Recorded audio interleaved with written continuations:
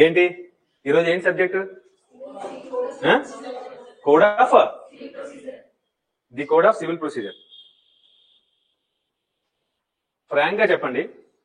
Welcome to the online and offline students. Today we're going to deal with the introduction. Today we're going to deal with this today onwards because it takes some time. Code of civil procedure. Honest గా చెప్పండి, ఎవరు comfortable కాదు ఆ subject తో? Comfortable కాదా? Comfortable కాదు. ఎంత బాగా చెప్తున్నారు. కంఫర్టబుల్ కాదు సార్. మేము ఏం చేశారు మరి సెమిస్టర్ లో? బట్టి పట్టారా? Don't worry, we have a unique methods to learn because it has to we have to decode. ఆ కోడ్ ఆఫ్ సివిల్ ప్రొసీజర్ ఏదైతే ఉందో దాన్ని మనం డీకోడ్ చేయాలి. పోస్ట్ మార్టంలు అవన్నీ చేయాలి రేపు నుంచి, ఈ రోజు నుంచి. But in fact, code of civil procedure is very simple. Because of the cumbersome, because of number of provisions, number of sections, number of orders, number of rules, ఉండడంతో that is somewhat difficult and feel అవుతారు అంతే. But it is not. So, first you please try to understand this scheme of the civil procedure code. Scheme అర్థం అవ్వాలి. Scheme అర్థమైతే మనకి so today we are going to see introductory concepts and the scheme and the jurisdiction aspect. చాలా జాగ్రత్తగా ఇప్పటిదాకా చదువుకునేది మనకు ఉపయోగపడుతుందో ఇప్పుడు చూడాలి. ఓకేనా? సో ఈ కోడ్ ఆఫ్ సివిల్ ప్రొసీజర్ ఏదైతే ఉందో, what is it? What is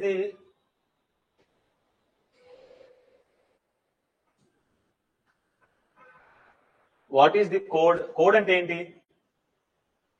civil procedure. ఏంటి civil procedure? What is meant by code? Civil procedure act అని పెట్టొచ్చు కదా. ఫస్ట్ అర్థమైంది ఎందుకే మనం ఇప్పుడు చదివింది కోడ్ లో యాక్ట్సా? Why it is act, why it is not code? Why it is code, why it is not act?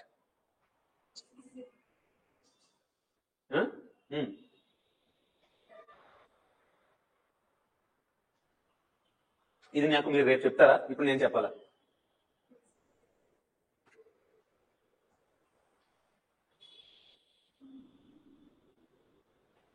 Whether it is procedural law or substantive law?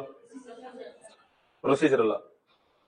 Then where can anyone tell what is the meaning of ubi jus ibi remedium? Where there is a way, where there is a way, where there is a villa. Where there is a way, where there is a villa.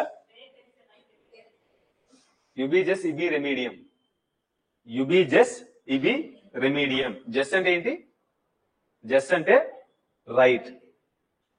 Remedium ante remedy. Nothing but remedy ante enti? Solution or relief. Remedy without right, is it fruitful? Remedy without right, right without remedy, is that worthful? So where there is a right, there is a remedy. Previously, before the code of civil procedure, ubi remedium ibi right, yes అని ఉండేది. అంటే first రెమెడీకి importance ఇచ్చి తర్వాత right కి ఇవ్వడం. When the codification జరుగుతున్నప్పుడు అంటే number of aspects అన్ని ఒక సిస్టమాటిక్ మేనర్ లో ప్రొవైడ్ చేసిన దాన్ని కోడ్ అంటారండి. కోడ్ యాక్ట్ లో కూడా ఉంటుంది, but it is from the Britishers ఎరా. బ్రిటిషర్స్ మనకి ఏది ఇచ్చారో ఇవ్వలేదో తెలియదు, కానీ దీస్ కైండ్ ఆఫ్ ఎనాక్ట్మెంట్స్ అది ఇచ్చి చాలా మంచి పని చేశారు. Otherwise we could have not in a systematic manner. Anyway, ఇప్పుడు CPC, do you have a trust on me to make it simple? Do you have a trust on me to you are going to in a simple and precise manner? First of all, meeku edaithe fear undo adi pakkan pettesare, and I'll make sure that you all will be experts in this, provided you should follow my instructions scrupulously. Okka class kuda miss avvadu. Okka class okka 10 నిమిషాలు కూడా ఎమర్పాటుగా ఉండకూడదు. ప్రతి క్షణం concentrated గా ఉండాలి. ఓకేనా? First point. రెండో point ఏంటంటే,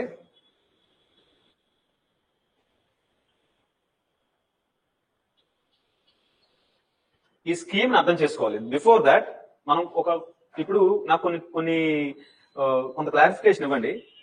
what is right to sue? What is right to సూ? విన్నారు ఎప్పుడన్నా?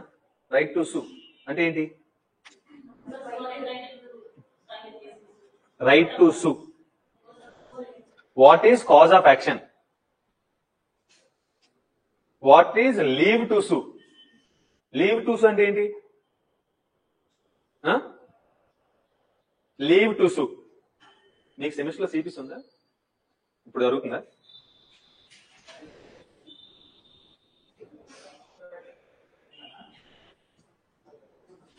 చాలా ఇంపార్టెంట్ టర్మ్స్ అండి, చాలా ఇంపార్టెంట్ టర్మ్స్. ఏంటది ఒకటి? Right to sue, right to sue, cause of action, leave to sue,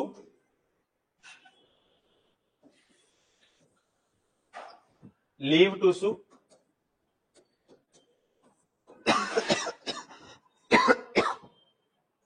ఇప్పుడు నేను ఒక ఎగ్జాంపుల్ మీకు ఎప్పుడు చెప్తుంటాను. ఏంటి? X want to sell his property, his house property for 1 CR, 10 lakhs advance, అంతేనా? To Y 10 lakhs advance to Y in the event of default. In the event of default of Y or X, either of the parties, one must, aggrieved party must go to the court of law and see, file a suit and get his relief. అంతే కదా చెప్తుంటాను. ఇప్పుడు ఈ ఒక example. ఇంకొక example ఏంటంటే, అదే నేను చెప్పాను కదా, X Y కి 1 lakh, మన promissory note example, promissory note example అది ఆన్ చేశారా? ఎక్స్ క్రెడిటర్ అయినప్పుడు, వై డెటర్ అయినప్పుడు, వై అనేవాడు ప్రామిసర్ నోట్ ఇస్తాడు for the purpose of security, and in the event of default X has to file a case అని చెప్పాను కదా. X is a plaintiff.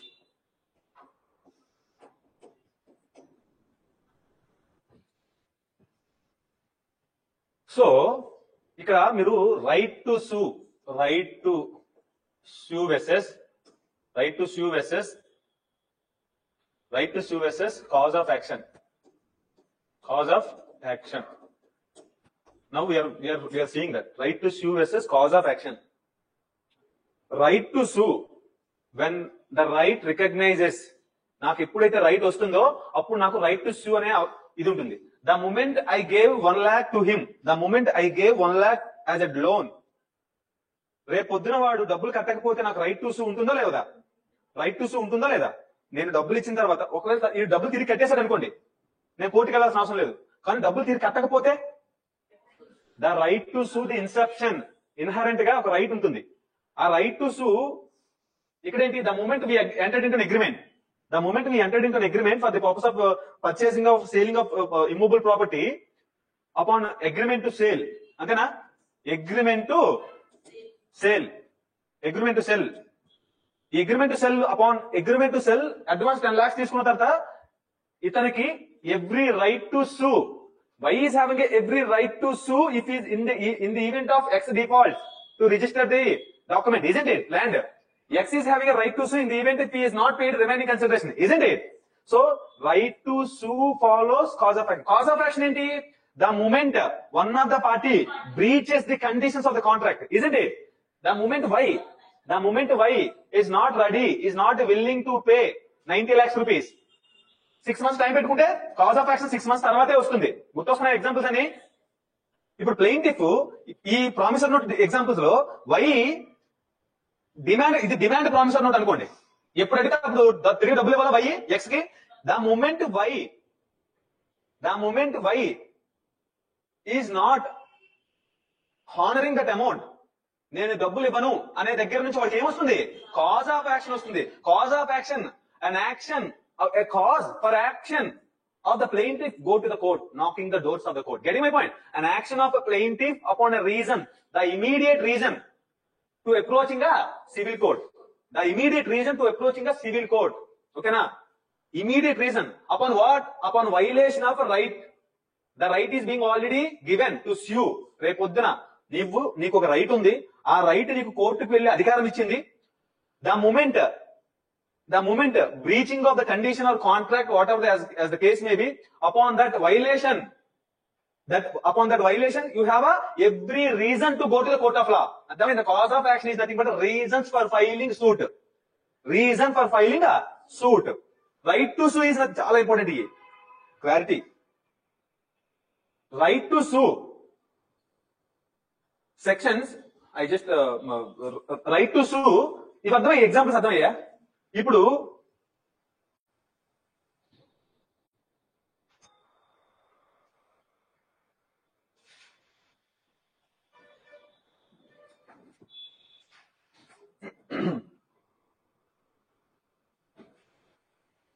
ఇప్పుడు ఒక ఎగ్జాంపుల్ చెప్పండి నాకు, చూడాలి ఇక్కడ, చాలా జాగ్రత్తగా వినాలండి. నాకేముందండి, నేను లోన్ ఇచ్చిన రోజు నాకు రైట్ టు సూ ఉందా? రైట్ టు సూ అంటే నాకు ఒక రైట్ ఉండడం, రేపు పొద్దున వాడు కట్టకపోతే నేను కోర్టుకి వెళ్ళి అధికారం ఉందా లేదా? అది ఎందుకు వచ్చింది నీకు? Because of you have given a loan to someone, isn't it? Because of some transaction, because of some conditions between you and some other party, isn't it? Can you directly sell? ఇది movable property కాదు కాబట్టి ఇది ఇక్కడ right to సూ ఎవరికి ఉంది? Either parties ఉంది, X వైకి ఉంది. ఎక్స్ కి రైట్ టు సూ ఉన్నది కదా, రేపు పొద్దున ఇతను డబ్బులు కట్టకపోతే తిరిగి తెప్పించుకోవడం, అది right to sue. Which right to sue? What suit has to file?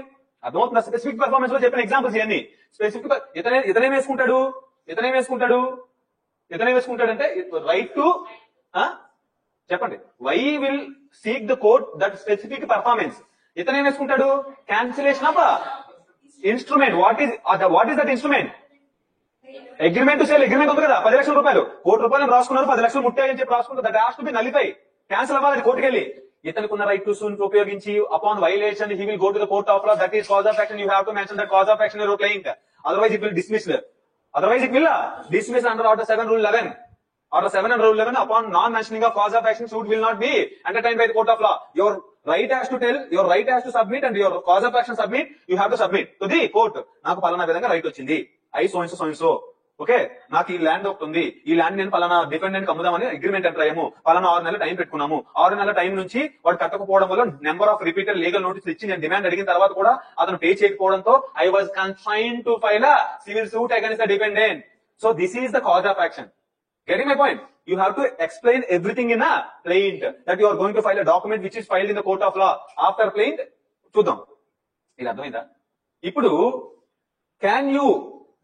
can X or Y sell or transfer mere right to sue? అర్థమైందా? Mere right to sue cannot transfer. It is a prohibition under Section 6 of Transfer of Property Act. Mere right to sue చేయడానికి లేదు. Section 6 లో prohibition ఉంది. If you want to sell that entire property, agreement property చేస్తే property తో పాటు వచ్చేవన్నీ కూడా వస్తుంటాయి. So if you want to transfer the actionable claim on this, you can also get the liabilities towards that, and you can also get the benefits towards that. But mere right to sue will not have any, mere right to sue cannot transfer. Other point. ఇప్పుడు నాకు ఒక విషయం చెప్పండి.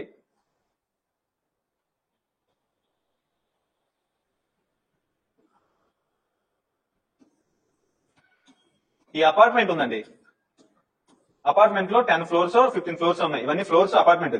దీని అంతటికి what is this గోడ ఉంటుంది కదా, wall, retaining wall, what ever the wall, compound wall, what ever the wall.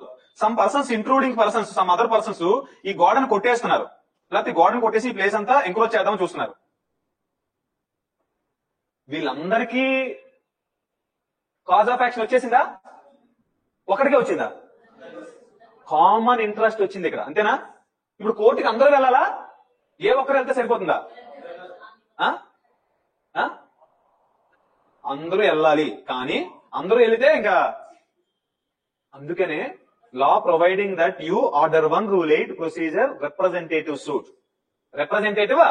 Suits. At the same time, Section 91, I'm saying that the right to sue and the cause of action combinedly. Okay, Section 91 and Section 92, public nuisance కి సంబంధించి public కి at large damages జరిగితే, like public interest litigation ఎలా చేస్తారు?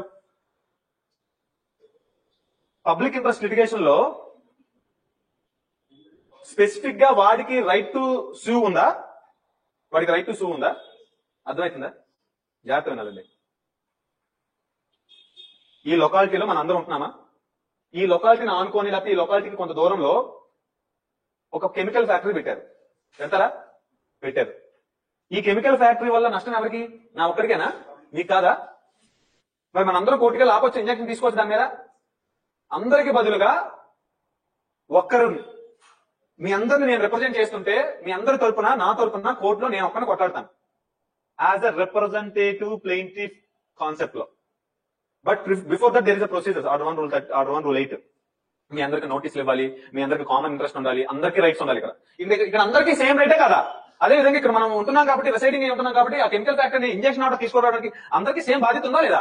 Common interest, common right. అదవుతుందా? Right to sue ఒకరికి ఉండొచ్చు, multiple persons ఉండొచ్చు, upon same cause of action different persons ఉండొచ్చు. ఉంటుందా ఉండదా? ఇప్పుడు అదేవిధంగా సెక్షన్ 91, 92 పబ్లిక్ న్యూసెన్స్ గానీ, పబ్లిక్ చారిటీకి సంబంధించిన గానీ డ్యామేజెస్ ఏమైనా జరుగుతూ ఉంటే any person can approach to the court of law despite of that he is not having a specific right to sue. నా ఒక్కడికే ఇక్కడ గ్రీవెన్స్ కాదు, అందరికీ గ్రీవెన్స్. సో అదేవిధంగా స్పెసిఫిక్ రైట్ టు సూ లేకపోయినా he can knocks to the doors of the court. But general గా predominantly civil cases లో ఒక పర్సన్ యొక్క రైట్ వైలేట్ అవ్వాలి. ఏ రైట్ అది? సివిల్ రైట్ వైలేట్ అవ్వాలి. మళ్ళీ సివిల్ ఏంటి? సివిల్ రైట్ వైలేట్ అవ్వాలి. అర్థమైందండి? ఏ రైట్ అది? Civil. What is the aim of civil court education? What is the aim of civil courts education?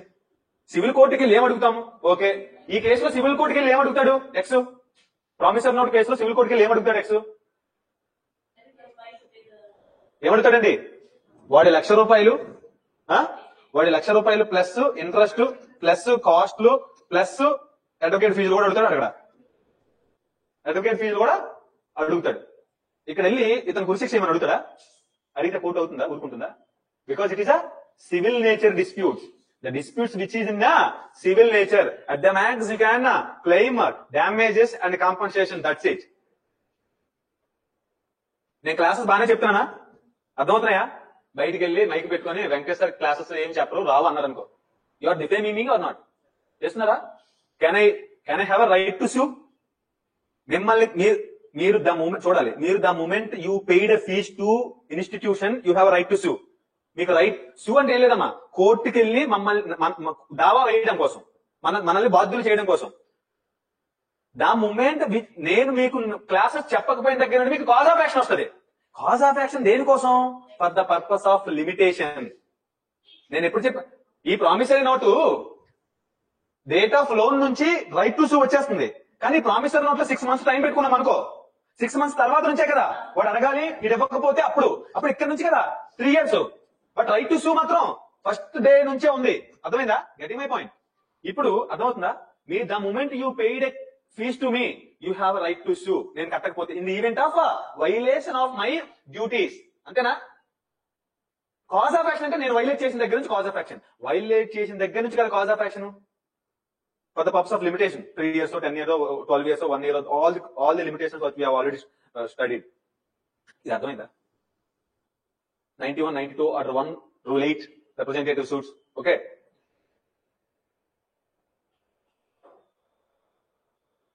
Leave to సూ ఏంటి మరి? లీవ్ టు సూ, లీవ్ అంటే ఏంటి? వెళ్ళిపోవడమా? వెళ్ళిపోతారు ఇప్పుడు. Leave to sue,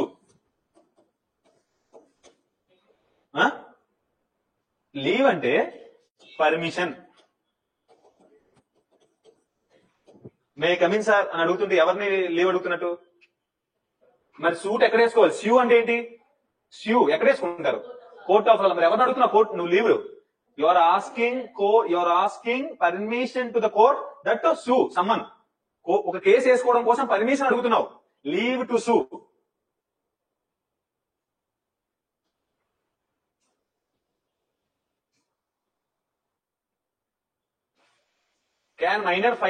Can a minor be a plaintiff? Can a minor be a plaintiff in his own name? Cost title ఆయన పేరు ఉండొచ్చా? మరి ఆయన ప్రాపర్టీ ఎవరైనా గార్డియన్ డైరెక్ట్ గా వేసుకుంటాడా? Guardian first he he must seek a leave to the court to sue. Okay, minor property ఎవరైనా సరే వెళ్ళి కబ్జా చేస్తున్నా, ఇంజెక్ట్ చేస్తున్నా సరే, ఇంటర్ఫియర్ అవుతున్నా, గార్డియన్ ఎవరైతే ఉంటారో అతను వెళ్ళి కోర్టుకి వెళ్ళి I'm so and so guardian, I do not have any interest in that minor property. Minor property is going to alienate or destruct or damage, so I must file an injunction suit to protect the interest of the minor అని కోర్టుకి నువ్వు permission అడిగితే, leave petition పెట్టుకుంటే, leave నీకు grant చేసిన తర్వాత మాత్రమే guardian on behalf of minor can file a case. అర్థమవుతుందా? Leave to sue, right to sue, cause of action and leave to sue. Order 1 rule 8 representative suit అన్నాను చూసారా, అందరికి బదులు ఎక్స్, నేను ఎక్స్ ని ABCDEFG ఎక్స్ ని ఎంచుకున్నారు అనుకోండి, he must agitate in court of law as a plaintiff అని చెప్పాను చూసారా, against the person wrong doers కి, he will be a plaintiff on behalf of all the persons who is representing all the persons after giving a notice in the persons who is having an interest అని చెప్పాను చూసారా. He also must seek leave of the court. అర్థమవుతుందా? wherever a procedure laid down for the purpose of. ఇంకొక విషయం చెప్పండి, government మీద case direct గా ఇచ్చాం మనం సివిల్ కోర్ట్స్ లో. ఏంటి, ఎవరో చెప్పారు ఏంటిది? గవర్నమెంట్ మీద we cannot file a suit direct గా 2 months నోటీస్ అంటారు, 2 months ప్రయర్ నోటీస్ అంటారు, 2 months ప్రయర్ నోటీస్ అంటారు. ఈ ప్రయర్ నోటీస్ ఇచ్చిన తర్వాత మాత్రమే మనం వాళ్ళకి అగెన్స్ట్ కేసు వేసుకోవచ్చు. కానీ అలాగ నోటీస్ ఇస్తే మన యొక్క రైట్స్ వైలేట్ అవుతాయి, జస్టిస్ జరగదు. In the interest of the justice మనం ఈ నోటీస్ ని డిస్పెన్స్ చేయొచ్చు. ఇది 2 months నోటీస్ అనేది సెక్షన్ 80 లో ఉంది. సెక్షన్ 80 సబ్సెక్షన్ 2 లో ఎక్సెప్షన్ ఉంది. నువ్వు గవర్నమెంట్ కి నోటీస్ ఇవ్వకపోయినా కూడా నువ్వు కేసు వేయొచ్చు, provided you must take the leave of the court. చెప్పాలి, ఎక్స్ప్లెయిన్ చేయాలి జడ్జి గారు, నేను వాళ్ళకి నోటీస్ ఇస్తే నాకు నష్టం జరిగే అవకాశం ఉంది, వాళ్ళు ఈ లోపే యాడ్ ఇంటర్మీ ఇంజెక్షన్ అయ్యే కదా అర్జెన్సీ చూపిస్తే నోటీస్ ఇవ్వకపోయినా కోర్టులు ఎంటర్టైన్ చేస్తానే లేదా? But general rule 2 months prior notice has to be given under section 80 subsection 2 లో upon granting the leave you can file a case. సూ అంటే ఫైలింగ్ ఆఫ్ అ సూట్, అంటే కేసులు వేయడం, దావా వేయడం. రైట్ టు సూ అంటే నీకు రైట్ ఉండడం, కాజ్ ఆఫ్ యాక్షన్ అంటే నీ రైట్ వైలేట్ అవ్వడం. లీవ్ టు సూ అంటే కోర్టు పర్మిషన్ ఇచ్చిన తర్వాత మాత్రమే you have a right to file a case in court of law. Getting my point? ఇవన్నీ చూస్తారు అక్కడ కోర్టులో. గవర్నమెంట్ మీద రెస్పాండెంట్స్ డిఫెండెంట్ గవర్నమెంట్ అయితే చాలు నోటీస్ ఏదైనా అడుగుతారు. ఓకేనా? These are all the procedural aspects that we need to take care of. ఇప్పుడు ఆర్డర్ 32 మైనర్ సూట్స్, ఆర్డర్ 32 అయినా వస్తాను నేను చెప్తాను. Order 32 suits by or against minors. ఈ 3 పదాలు అర్థమయ్యా? ఈ 3 పదాలు ఎక్కడ దొరకవు మీ బుక్ లో? సిపిస్ లో ఉంది అది. ఇవన్నీ ఆథర్స్ బుక్ లో ఎక్కడ ఉంటాయేమో కానీ you won't find anywhere.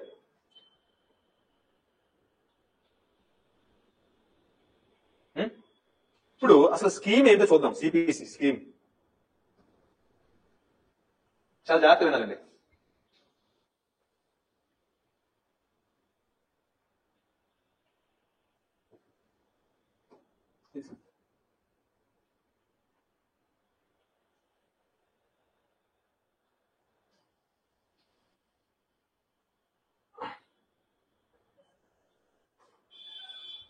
Scheme చూసిన తర్వాత మిగిలిన చూద్దాం.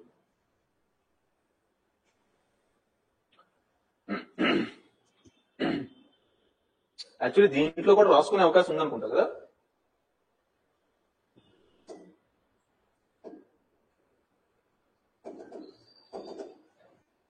Anyway leave it. First, how many sections are there in CPC? 158. How many orders are? ఈ 3 పదాలు అర్థమయ్యండి. నువ్వు కోర్టుకి అప్రోచ్ అవ్వాలి అంటే రైట్ టు సూ ఉండాలి. ఆ రైట్ టు సూ వైలేట్ అయినప్పుడు కాజ్ ఆఫ్ యాక్షన్ వస్తుంది. ఆ కాజ్ ఆఫ్ యాక్షన్ బేస్ చేసుకుని లిమిటేషన్, విత్ ఇన్ లిమిటేషన్ లో by following the limitation act you have to file with in the limitation, you have to approach to the court of law by complying all the procedure upon violation. దాన్ని cause of action అంటారు. Cause of action separate గా ఒక పేరానే రాయాలి suit లో. ఇప్పుడు leave to సూ some circumstances wear, ఇప్పుడు promise, ఈ కేసులో ఎక్స్ కి ప్రామిసర్ నోట్ కేసులో ఎక్స్ కి లీవ్ టు సూ అవసరమా? జడ్జి గారు మీ పర్మిషన్ ఇవ్వండి జడ్జి గారు అడుగుతాడా? ఎందుకు? డైరెక్ట్ గా కోర్టు వేసి. ఎందుకంటే అతని రైట్ డైరెక్ట్ గా వైలేట్ అయింది. Isn't it? అక్కడ కూడా డైరెక్ట్ గా వైలేట్ అయింది. If the right is not directly violated and he does not have the writ petitions లో దీన్ని ఏమంటారంటే లోకస్ స్టాండే అంటారు. What is your locus? ఓకేనా? లోకస్ స్టాండే అంటే stand before in court. Okay. అదే సివిల్ కేసెస్ లో ఏంటంటారంటే cause right to sue. Right to sue, cause of action. First ఏముండాలి అప్పుడు? ఫస్ట్ రైట్ టు స్యూ ఉండాలి, అంతేనా? రైట్ టు, తర్వాత ఏముండాలి? కాజ్ ఆఫ్ యాక్షన్ రావాలి. కాజ్ ఆఫ్ యాక్షన్ రావాలి. ఈ కాజ్ ఆఫ్ యాక్షన్ ప్లెయింట్ లో మెన్షన్ చేయాలి. If not mention order 7 rule 11 ప్రకారం రిజెక్షన్ ఆఫ్ ప్లెయింట్ అవుతుంది. రిజెక్షన్ ఆఫ్ ప్లెయింట్ అవుతుంది.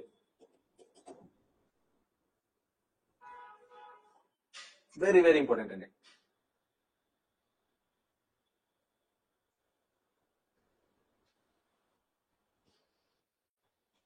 ఇప్పుడు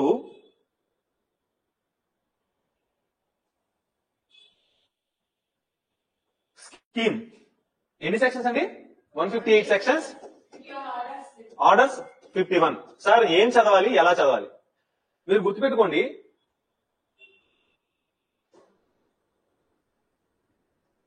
how many sections? 158 sections, orders 51. Orders can be amended by High Court or Parliament or state legislature.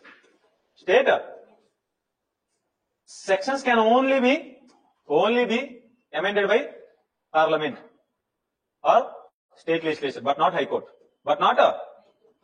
ఇది గుర్తుపెట్టుకోండి. రాయాలా? ఆర్డర్స్ అనేది high court మాత్రమే అమెండ్ చేస్తుంది. రూల్ సెక్షన్ 122, 125 అవన్నీ ఉన్నాయి సిపిసిలోనే. సెక్షన్స్ ఏదైతే ఉన్నాయో సిపిసిలో దాన్ని అమెండ్ చేయాలంటే ఎవరికి ఉందండి అధికారం? Right parliament or state legislature.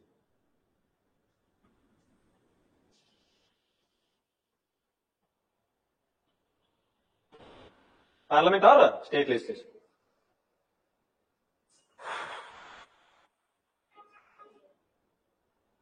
Sir ఇప్పుడు సెక్షన్స్ చదవాలా, సెక్షన్స్ చదువుతూ ఆర్డర్స్ చదవాలా, ఆర్డర్స్ చదువుతూ సెక్షన్స్ చదవాలా? ఇదే సార్ మాకు పెద్ద క్వశ్చన్ అయిపోతుంది. ఆర్డర్స్ ని చదువుతూ సెక్షన్స్ ని ఫాలో అవ్వాలి. ఇది మనం పెట్టుకున్న ఇది ఈజీ అండర్స్టాండింగ్ కోసం. బట్ సెక్షన్స్ కి ఆర్డర్స్ కి కాన్ఫ్లిక్ట్ వస్తే which will prevail? Sections will prevail. Okay, sections will prevail. Some of the sections will give their rights also in this CPC, like interest, some other costs and interest also. Some of the orders, majority of the orders will speak procedure. Okay, na? Orders will speak procedure. Some of the sections will give you rights also. But orders ని చదువుకుంటూ sections చదవాలి. Sections ని చదువుతూ orders చదవడం కాదు. ఇది బండ rule, ఇది రూలే, ఇది హార్ష్ రూల్ ఏం కాదు, బట్ మన అండర్స్టాండింగ్ కోసం చెప్తుంది. ఇప్పుడు నాకు ఒకసారి స్కీమ్ ఏంటన్నాను?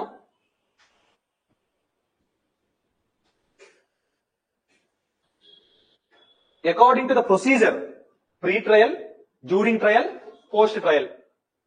ట్రయల్ అంటే ఒక ప్రొసీజర్ ని బేస్ చేసుకుని దాన్ని డివైడ్ చేస్తే, ట్రయల్ అనే కాన్సెప్ట్ ని బేస్ చేసుకుని డివైడ్ చేస్తే, ట్రయల్ దాకా వచ్చేంత వరకు ఒక ప్రొసీజర్, ట్రయల్ స్టార్ట్ అయ్యి ట్రయల్ ఎండ్ అయ్యేదాకా ఒక ప్రొసీజర్, ట్రయల్ అయిపోయిన తర్వాత ట్రయల్ ఎండ్ అయ్యి జడ్జిమెంట్ వచ్చి అపీల్ రెఫరెన్స్ రివ్యూ వెళ్ళేదాకా ఒక ప్రొసీజర్.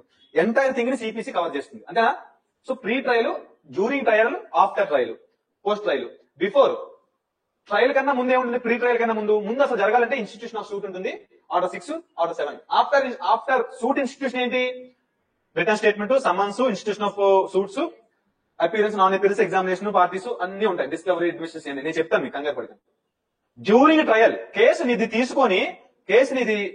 కోర్టు తీసుకొని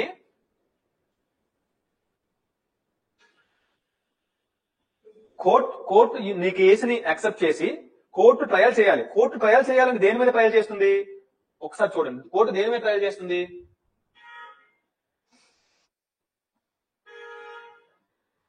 ఏంటి promissory note example? What is this promissory note example? Promissory note example ఏంటి? 1 lakh. చూడాలి, ప్రామిసర్ నోట్ ఎగ్జాంపుల్ 1 lakh. ఇదే కదా ఎగ్జాంపుల్. ఇతను డబ్బులు కట్టకపోతే ఇతనే కదా ప్లెయింటిఫ్. ఎక్స్ వెర్సెస్ వై, అంతేనా? X is the plaintiff, Y is the defendant. ఇతను ఆర్డర్ 6, 7 ఫాలో అవుతూ రెడ్ విత్ సెక్షన్ 26 ప్రకారం ఒక ప్లెయింట్ తయారు చేసుకుంటాడు. ఏమంటాడు? ఇతని గ్రీవియన్స్ చెప్తాడు. Upon cause of action the moment Y asking the X asking the Y to repay, Y అనేవాడు ఏం చేసినప్పుడు కాజ్ ఆఫ్ యాక్షన్ వస్తుంది. కడతానంటే కాజ్ ఆఫ్ యాక్షన్ వస్తుందా? ఇది కడతానని మీరు కోర్టుకి వెళ్తే he still want to pay, but he gone to the court.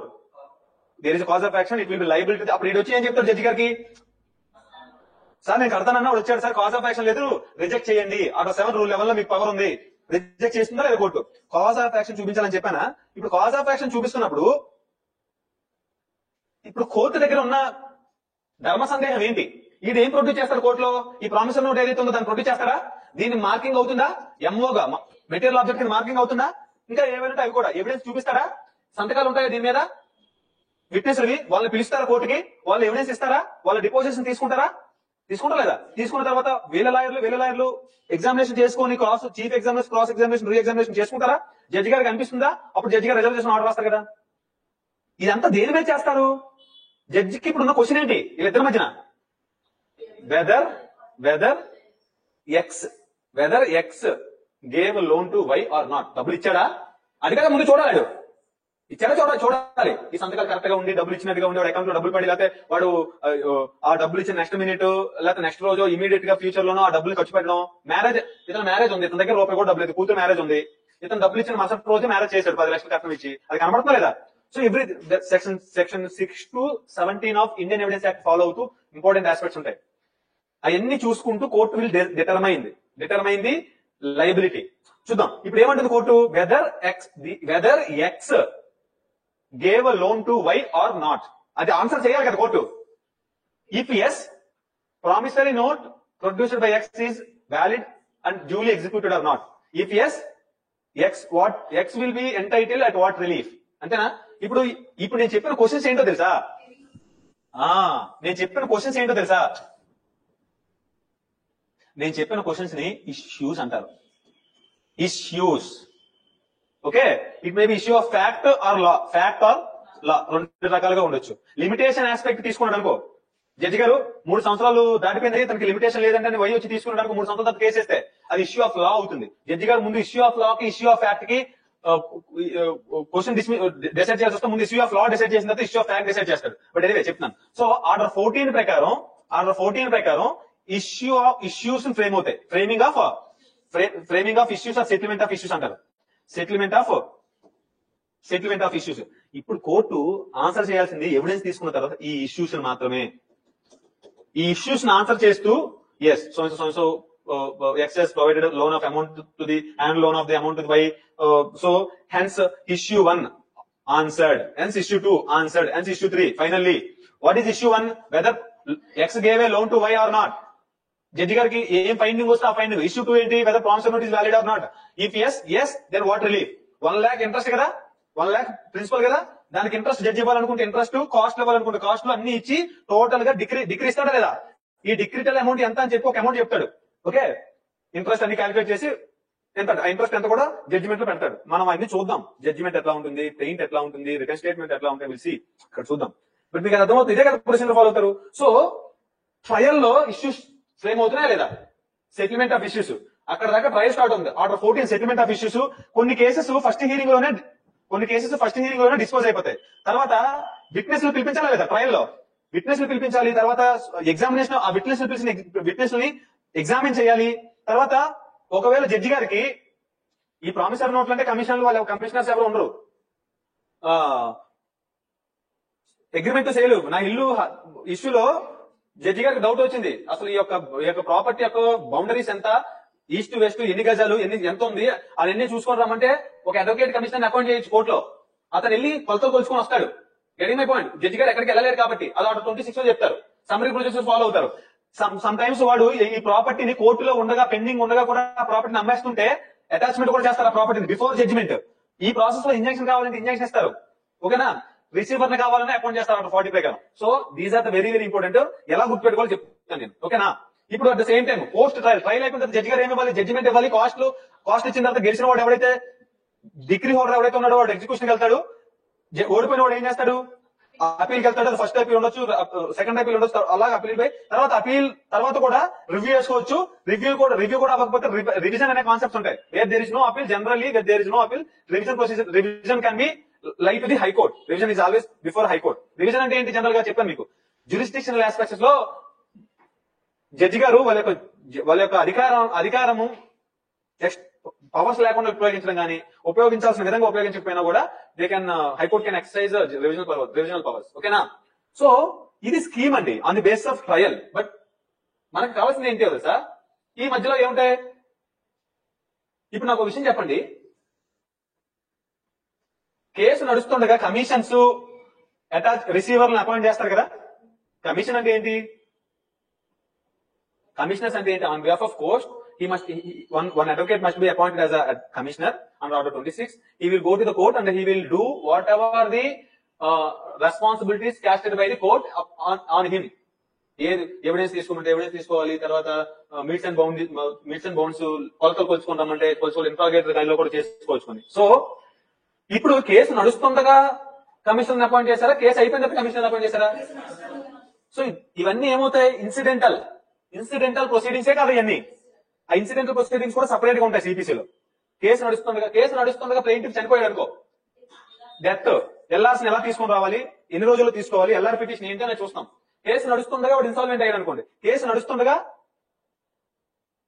అతనికి మ్యారేజ్ అయింది అనుకోండి, మ్యారేజ్, డెత్, ఇన్సాల్వెన్సీ అనేది సెక్షన్ ఆర్డర్ 22 లో ప్రొవైడ్ చేశారు. ఆర్డర్ 23 లో విత్డ్రా అవ్వాలంటే కాంప్రమైజ్. కేసు నడుస్తుండగా విత్డ్రా అయిపోయారు, కేసు నడుస్తుండగా కాంప్రమైజ్ అయ్యారు పార్టీస్.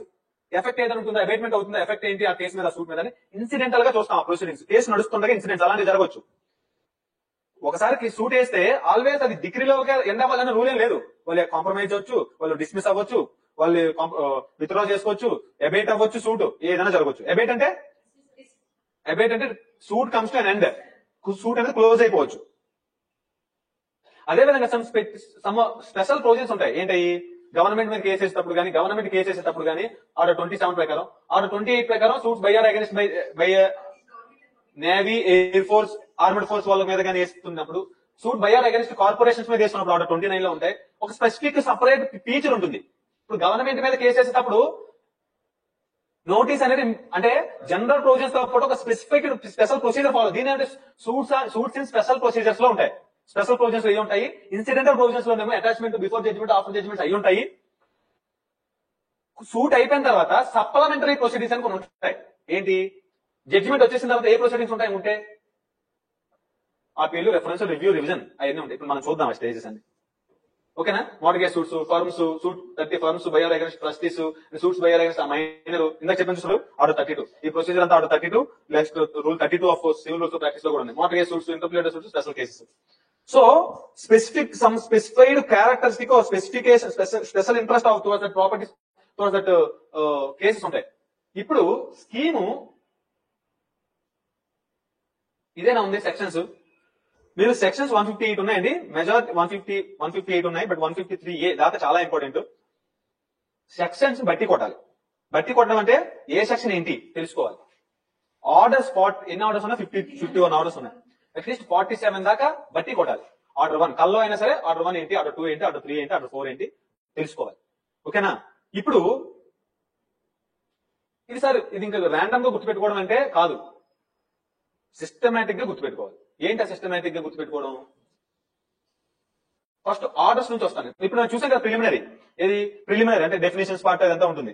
తర్వాత సూట్స్ ఇన్ జనరల్ సూట్స్ ఏ విధంగా ఫైల్ చేస్తారు, ఏ కోర్టులో ఫైల్ చేయాలి, జడ్జిమెంట్ ఎలా ఉండాలి, డిగ్రీలు ఎలా ఉండాలి, summons to the witnesses, defendants ఏ విధంగా ఉండాలి, జడ్జిమెంట్ ఏ విధంగా ఉండాలి, అందులో ఇంట్రెస్ట్ పోర్షన్లు, కాస్ట్ పోర్షన్లు ఏ విధంగా ఉండాలి.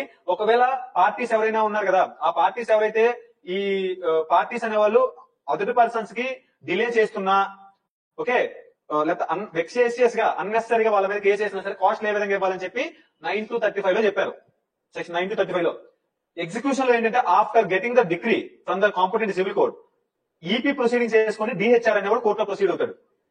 ఆ ఈపీ ప్రొసీడింగ్స్ ఏం చేస్తుంది? ఈపీ ప్రొసీడింగ్స్ వీడు డబ్బులు కట్టేస్తే ఓకే, డబ్బులు కానీ జేడీఆర్ అంటే ఎవరు?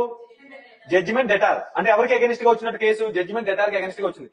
ప్లెయింటిఫ్ కి అగేనిస్ట్ గా, అంటే ప్లెయింటిఫ్ గెలిస్తే కేసు ప్లెయింటిఫ్ 1 అయితే డిఫెండెంట్ ఈజ్ ది ప్లెయింటిఫ్ 1 అయితే plaintiff is the decree holder, person who is having a decree in his favour. Judgment debtor ఎవరు అంటే the person who lost the suit case, he will be called as judgment debtor. ఇప్పుడు decree holder వెళ్తాడా, judgment debtor వెళ్తాడా ఆ యొక్క execution కోర్టుకి? ఇప్పుడు judgement డెటర్ వచ్చి నేను పెర్ఫార్మ్ చేసేస్తాను అంటే నో ప్రాబ్లం, ఓకేనా. ఇప్పుడు పెర్ఫార్మ్ చేసేస్తాను, ఒకవేళ పెర్ఫార్మ్ చేయకపోతే మళ్ళీ కోర్టుకి వెళ్ళి మళ్ళీ దాన్ని ఇంప్లిమెంట్ చేయించుకోవాలి ఆ జడ్జిమెంట్ ని, అదే కదా ఎగ్జిక్యూషన్. ఆ ఎగ్జిక్యూషన్ లో రకరకాల ఇంటర్కేసెస్ ఉంటాయండి, చాలా ఇంటర్కేసెస్ ఉంటాయి, చూద్దాం. Incidental proceedings. ఇన్సిడెంటల్ ప్రొసీడింగ్స్ అంటే ఏం చెప్పాను? కమిషన్స్, అపాయింట్మెంట్ ఆఫ్ రిసీవర్స్ అని చెప్పాను చూసారా, అంటే ఆ orders, order 38, order 40, order 26. Suits in particular case అంటే ఏం చెప్పాను? సూట్స్ ఇన్ పర్టికులర్ కేసు అంటే సూట్స్ ఇన్ ఆర్డర్ 27 నుంచి suits by or against government, suits by or against army, navy, air force, suits by or against corporations, suits by or against firms, suits by or against trustees, suits by or against 27 is the suits by or against government. Government మీద case వేస్తున్నా, government మన మీద case వేస్తున్నా. Order 27 లో procedure చెప్పారమ్మా. Order 28 లో suits by or against army, navy, air force కి సంబంధించిన case, వాళ్ళు కొంత సపరేట్ కదా, ఓకేనా, సపరేట్ గా ఉన్నాయి. తర్వాత ఆర్డర్ 29 లో suits by or against corporations ఉన్నాయి. మున్సిపల్ కార్పొరేషన్ మీద కేసు వేయాలన్నా కొన్ని కేసెస్ ఉన్నాయి. Suits by or against some specialized procedure follow అవ్వాలి అక్కడ. Order 29 suits by or against corporation. 30 ఏంటి? Suits by or against firms. 31 ఏంటి? Suits by or against the trustees. Suits by or 32 ఏంటి? Suits by or against the minors. Minor case వేయాలన్నా, minor మీద case వేయాలన్నా ఒక procedure, Guardian రావాలి, leave to సూ తీసుకోవాలి, ఇంకా చెప్పాను చూసారా, ఆ ప్రొసీజర్ అంతా చెప్పాలి. కోర్టుగా సబ్మిట్ చేసినంత మాత్రమే పర్మిషన్ ఇస్తుంది court. Order 33 suits by indigent person, not against, only suits by, ఓకేనా. సూట్స్ బై చూసుకోండి. 34 mortgage suits, 35 interpleader suits, 36 special suits, 37 summary procedures. Some procedure ఉంటుంది, not elaborate procedure. Not elaborate procedure follow అవ్వకుండా కొన్ని రకాల cases లో తొందరగా time save చేసుకుంటూ court judgement ఇస్తుంది. అవి ఏంటో మనం చూస్తాం 37 లో. ఇప్పుడు అదే కదా పర్టికులర్ కేసులో. స్పెషల్ ప్రొసీడింగ్స్ అంటే ఏంటి? Suits in particular case. Special proceedings అంటే ఏంటి? ఇంటర్ప్లేటర్ సూట్స్, సప్లిమెంటరీ ప్రొసీడింగ్స్ ఏంటి? సప్లై అంటే after suit comes to an end ఏంటి? అపీల్స్, రిఫరెన్స్, రివ్యూ, అవన్నీ ఉన్నాయి చూడు, reference, review. Special provisions related to section 1. ఇది సెక్షన్ అండి, ఇది ఓకేనా. ఇదేంటిది? ఇది section particulars, serial number. Special provisions related to high court 1160, 120, 121 to 120. High court can make a rules. High court can make a rules regarding what? Orders, not sections, okay. అవన్నీ provisions ఉంటాయి. 122 to 125 అవన్నీ important provisions. 132 to 158 like what we can say enlargement of time, caveat petitions, తర్వాత restitution petitions 144 restitution, అవన్నీ 151 inherent powers అన్ని చాలా important provisions ఉంటాయి. ఇది scheme as for as the sections are concerned. ఇది scheme as for as the sections are concerned. ఒకసారి చెప్పండి ఇది.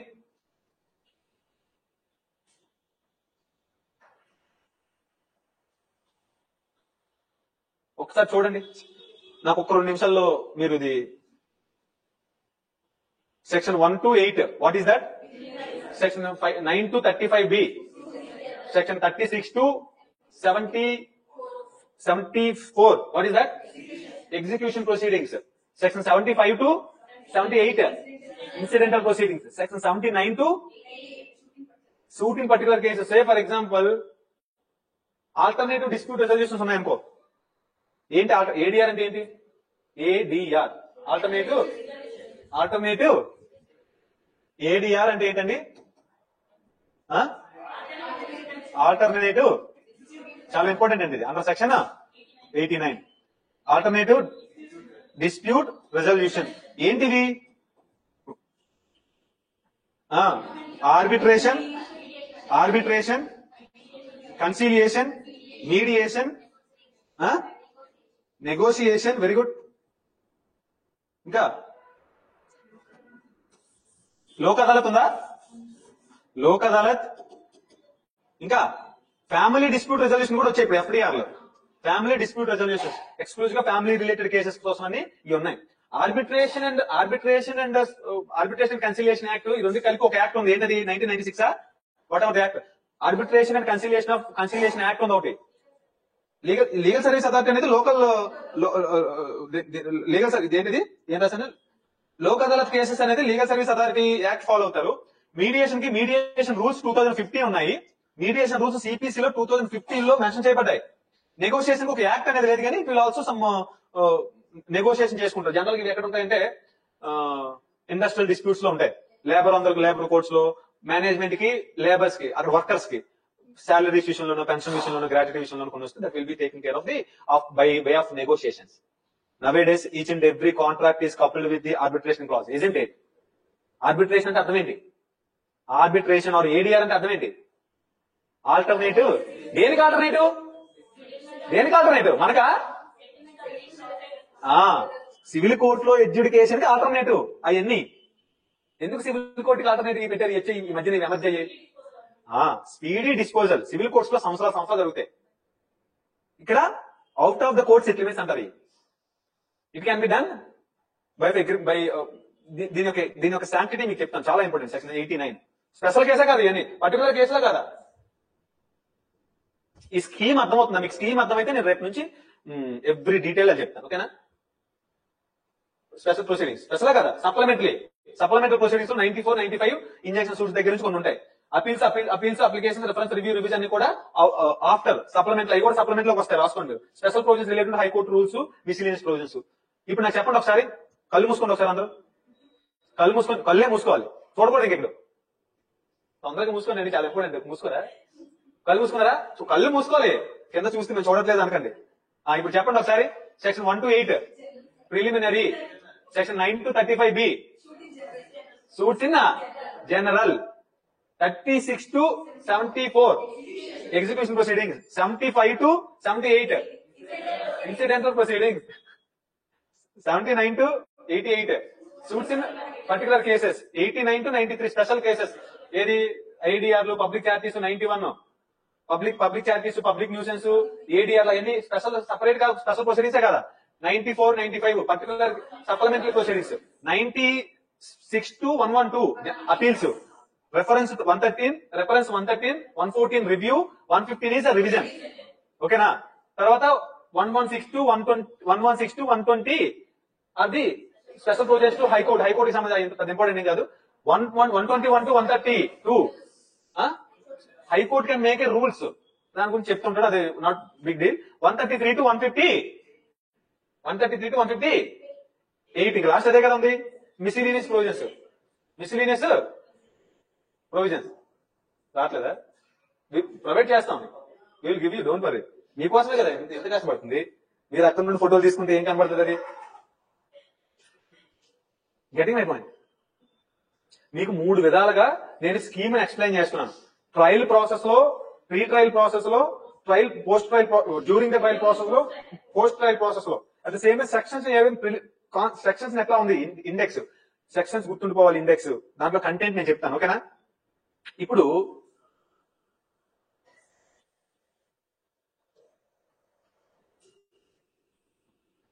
ఆర్డర్స్ అంట. ఈ ఆర్డర్స్ రేపు చూడకుండా రాయాలి మీరు. ఈ స్కీమ్ సెక్షన్స్, ఈ ఆర్డర్స్ రేపు చూడకుండా రాయాలి. నేను చెప్తాను, చూడండి ఒకసారి. ఆర్డర్స్ ఏ విధంగా గుర్తుపెట్టుకోవాలో ఒకసారి నేను చెప్తాను, ఓకేనా?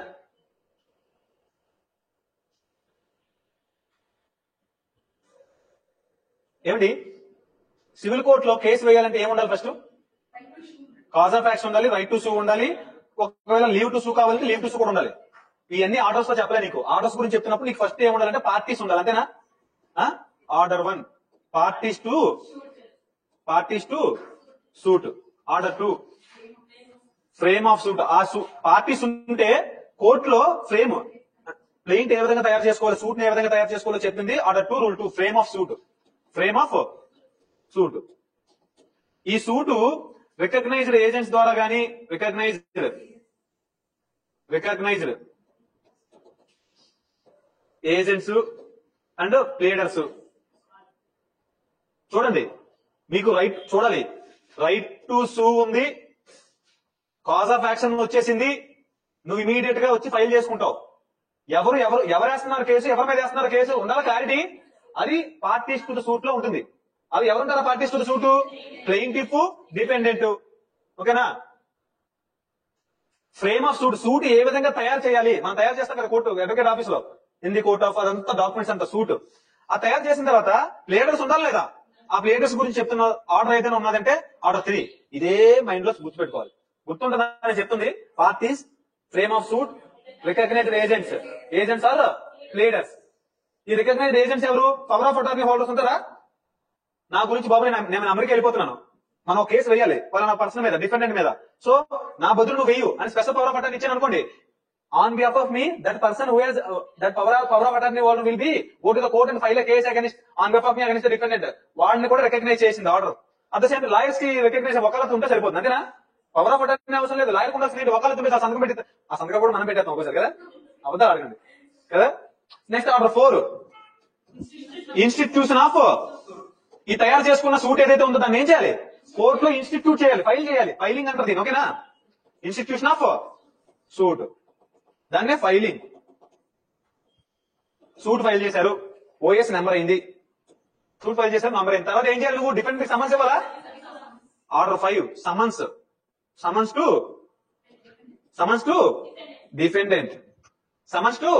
డిఫెండెంట్.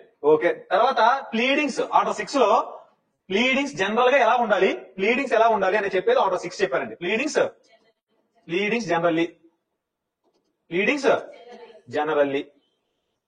ఆర్డర్ 7 ప్లెయింట్ కి సంబంధించి నువ్వు తయారు చేస్తున్నావు చూసి సూటు, బై వే ఆఫ్ ప్లెయింట్ ఎలా ఉండాలి, ఎలా రాయాలి, ఎలా ఉండాలి అని చెప్పే దాని గురించి ప్లెయింట్. Order 7 ప్లెయింట్. Order 8 return statement.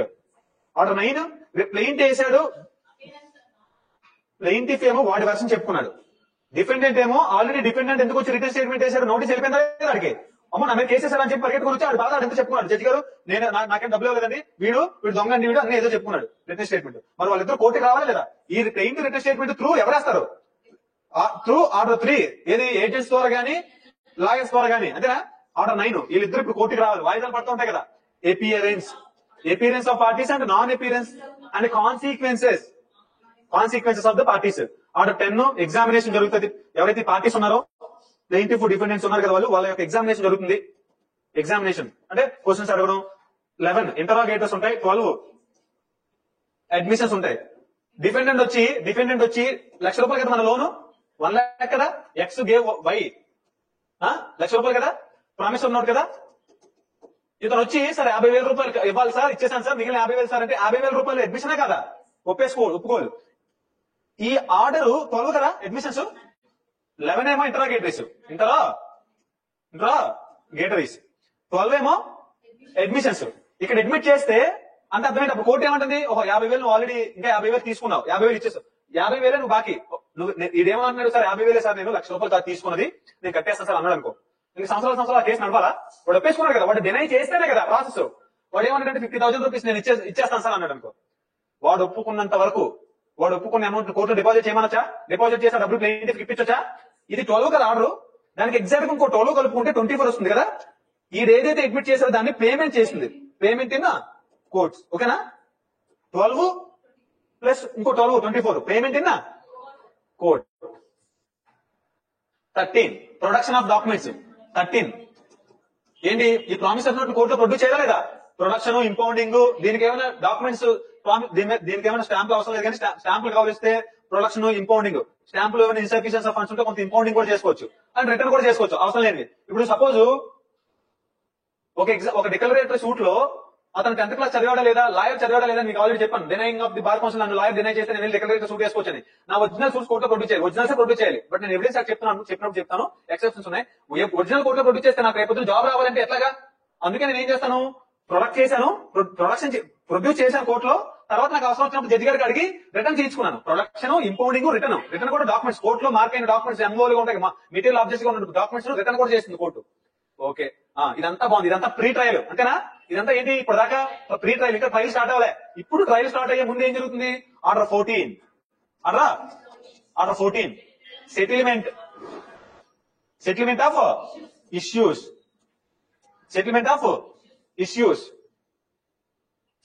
Issues. And determination of suit. ఏంటి ఇష్యూ, ప్రామిసర్ నోట్ ఇష్యూ ఏంటి, whether X gave the loan or not upon this promise or not, if yes, what extent he can be given a amount decree judgement ఎంత ఇవ్వాలి వాడికి, ఓకేనా. ఇది చెప్పండి,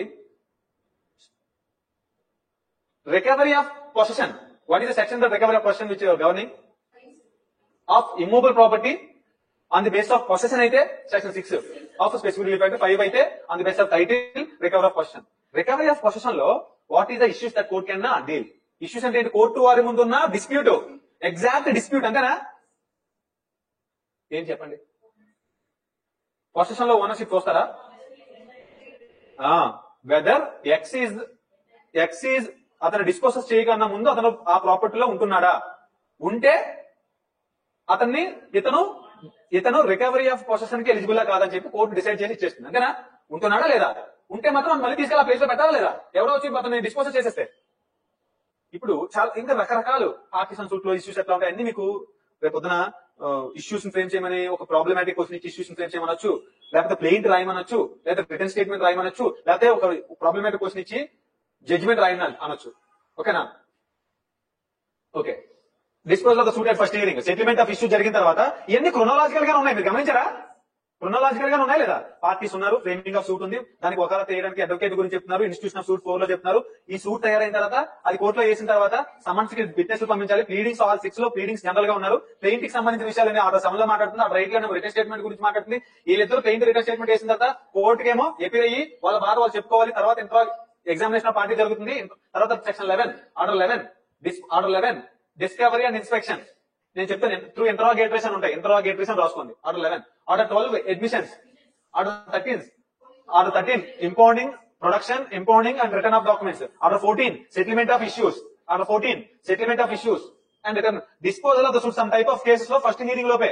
వీళ్ళు ఎప్పుడు వచ్చారు ఫస్ట్ హియరింగ్ కి అంటే మీరు గమనిస్తే నువ్వు దీని గురించి చదువుతున్నావు, సెటిల్మెంట్ ఆఫ్ ఇష్యూస్ గురించి చదువుతున్నావు అంటే అర్థం ఏంటి, సెటిల్మెంట్ ఇష్యూ దాకా వచ్చామంటే అర్థమైంది కోర్టులో ఎంత ప్రాసెస్ దాకా జరిగింది, ఆర్డర్ 13 దాకా జరిగిపోయింది, ప్రీ ట్రయల్ దాకా జరిగిపోయింది అంటే లేదా. కేసు వేయడము, నెంబర్ అవ్వడము, ఓకే, కేసు వేయడం, నెంబర్ అవ్వడం, ఏపీ డిపెండెంట్ నోటీసులు వెళ్ళడం, ఓకే, రిటర్న్ స్టేట్మెంట్ వేసుకోవడం, ఏపీఆర్ అవ్వడం, ఏమైనా అడ్మిషన్స్ ఉంటే ఎగ్జామినేషన్ చేయడం, అడ్మిషన్స్ ఉంటే అడ్మిషన్ ఒప్పుకోలు చేయడం, ప్రొడక్షన్ చేయడం, ఇంపోర్ట్ చేయడం, రిటర్న్ చేయడం, అన్ని జరిగిన తర్వాత సెటిల్మెంట్ దాకా వచ్చాం అంటే ఇదంతా ఒక ప్రాసెస్ లో జరుగుతుంది, మీరు గుర్తుపెట్టుకోవాలి, ఓకేనా. చూడండి, ఆర్డర్ 5 ఏంటి, service of summons to the, అదే విట్నెస్ కూడా పిలిపించాలి లేదా ట్రయల్ స్టార్ట్ అయిన తర్వాత, నోటీసులు ఇచ్చి సమన్స్ ఇచ్చి సెక్షన్ 60 లో వాళ్ళు ఎలా కలవాలి. ఒకవేళ వాళ్ళందరూ ప్రెజెంట్ లో ఉన్నారు అనుకో, మన విట్నెస్ లో ఉన్నాడు జైల్లో ఉంటున్నాడు, నార్మల్ గా ఉండేవాడికి డైరెక్ట్ గా సమన్స్ ఇవ్వచ్చు, జైల్లో ఉండేవాడికి కోర్టు ద్వారా ఎలా సమన్స్ ఇవ్వాలని సపరేట్ ప్రొసీజర్ ఆర్డర్ 16 క్యాపిటల్ ఏలో చెప్పారు. ఆర్డర్ 17 ఎగ్జామినేషన్ వాయిదాలు ఎన్ని తీసుకోవచ్చు, ఎంత తీసుకుంటే ఏంటి, ఎన్ని తీసుకోకూడదు, theory of the suit and examination. ఇది ఎగ్జాక్ట్ గా క్రాస్ ఎగ్జామినేషన్, చీఫ్ ఎగ్జామినేషన్, రీ ఎగ్జామినేషన్. ఇక్కడ 10 లో ఎగ్జామినేషన్ ఆఫ్ హూమ్, 18 లో examination of whom, witnesses. Get my point. మనకు ఆ కేసుల్లో ఉంటారు కదా విట్నెస్లు, కంపల్సరీ కొంతమంది విట్నెస్లు కావాలి. అఫిడవిట్స్ ఏంటి, అఫిడవిట్స్ స్వాన్ స్టేట్మెంట్స్, ప్రతిదీ ఇప్పుడు అఫిడవిట్ లో 2002 అమెండ్మెంట్స్ యాక్ట్ నేను చెప్తాను. తర్వాత జడ్జిమెంట్ ఇవ్వాలి, అంతా అయిపోయిన తర్వాత ఏం చేయాలి, జడ్జిమెంట్ డిగ్రీ ఎలా ఉండాలి, ఎలాంటి సిచ్యువేషన్స్ లో, ఎలాంటి సర్కమ్స్టాన్సెస్, ఎలాంటి కేసుల్లో జడ్జిమెంట్ ఎలా ఉండాలి, కాస్ట్లు. తర్వాత జేడీఆర్ ఎగ్జిక్యూషన్ వెళ్తారు కదా, జేడీఆర్ ఎగ్జిక్యూషన్ వెళ్తాడు. ఇక్కడ దాకా ఏంటి డ్యూరింగ్ ట్రయల్. ఇప్పుడు ఇన్సిడెంటల్ ప్రొసీడింగ్స్ ఉన్నాయి చూడండి, death, marriage, insolvent proceedings incidental కదా, కేసు నడుస్తుండగా ఈ separate withdrawal, adjustments, withdrawal, compromise, payment. Already order 12 లో యాక్సెప్ట్ చేసిన, అడ్మిట్ చేసిన క్లెయిమ్ ని ఆర్డర్ 24 లో ఏం చేస్తారు, పేమెంట్, ఓకేనా. 25 లో సెక్యూరిటీ ఉంటుంది, కాస్ట్ లో చెప్తాను. 26 లో commission, appointment of commissioners order ఎంతండి, ఆర్డర్ 26. ఇది కేసు నడుస్తుండగా జరుగుతుందా, case is pending. These are the incidental proceedings. గమనిస్తున్నారా, అంటే సెక్షన్స్ కి ఎట్లా ఇన్సిడెంటల్ ప్రొసీడింగ్స్ ఉన్నాయి, దానికి కరెస్పాండింగ్ ఆర్డర్స్ కూడా ఉన్నాయి. అర్థమైందా. సూట్స్, ఈ special proceedings, suits by regulation అన్ని చూసుకోండి, చెప్పాను. ఇమ్మూబుల్ ఇంటర్ప్రిటర్స్, స్పెషల్ కేసెస్ దాకా, స్పెషల్ కేసెస్ అయ్యి సమ్మరీ ప్రొసీజర్. ఇవేంటి, arrest before judgement 39, temporary injunctions, interlocutory order 40, appointment of receivers. So 41 to 45 are the appeals. 41 first appeal, 41 కాబట్టి first appeal, 42 కాబట్టి second appeal, 43 అంటే ఏంటి, ఒరిజినల్ డిక్రీస్ నుంచి appeal అనేది first appeal, appellate decrease నుంచి appeal అనేది second. ఏంటండి అలా చూస్తారు, ఇప్పుడు జేసీజే కోర్టు అంతేనా, దీని తర్వాత జేసీజే, దీనికన్నా పైన అపిలేట్ కోర్టు ఏంటి ఎస్సీజే, దీని తర్వాత ఎస్సీజే ఆర్ డీజే ఉంటాయి కొన్ని కొన్ని సర్కమ్స్టాన్స్, దీని తర్వాత హైకోర్టు, దీని తర్వాత సుప్రీం కోర్టు. ఇంతేనా? This is the hierarchy of civil కోర్ట్సే కదా, isn't it? 20 lakhs up to, ఇది 20 to 50, ఇది అబౌవ్ 50, ఎనీథింగ్ అబౌవ్ 50 ఎంతైనా సరే. ఇదంతా ఎక్కడ చెప్పారు అంటే సివిల్ కోర్ట్స్ లో ఉంది, సిపిసి లో లేదు. 20 లక్షలు, 20 నుంచి 50 లక్షలు, 50 లక్షలు దాటితే ఏంటి డీజే అని. అమ్మా అర్థమవుతుందా? ఏమో బొమ్మలో చూస్తుంది తప్ప కదలట్లేదు, ఓపట్లేదు, ఏమీ చేయట్లేదు. 4-5 సార్లు గమనించాను. ఏంటి తల కూడా ఓపట్లేదండి, కళ్ళు రెప్ప కూడా వేయట్లేదు నువ్వు.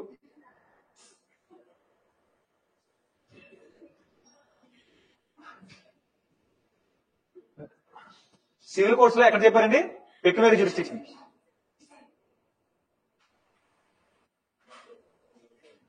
ఇప్పుడు జేసీజే కోర్టు ఇచ్చిన జడ్జిమెంట్ కి ఫస్ట్ అపీల్ ఎక్కడికి వెళ్ళాలి?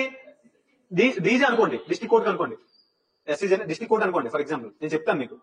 దాన్ని ఏ అపీల్ అది ఫస్ట్ అపీల్, ఫస్ట్ టైం వేసే అపీల్ ఫ్రమ్ ఒరిజినల్ డిగ్రీస్. ఏంటంటే డీజే కూడా ఏం చేసిందంటే ఒక జడ్జిమెంట్ ఇచ్చింది, దానికి కూడా నువ్వు సాటిస్ఫై అవడం లే, నేను హైకోర్టుకి వెళ్తాను. దీని ఏమంటారు?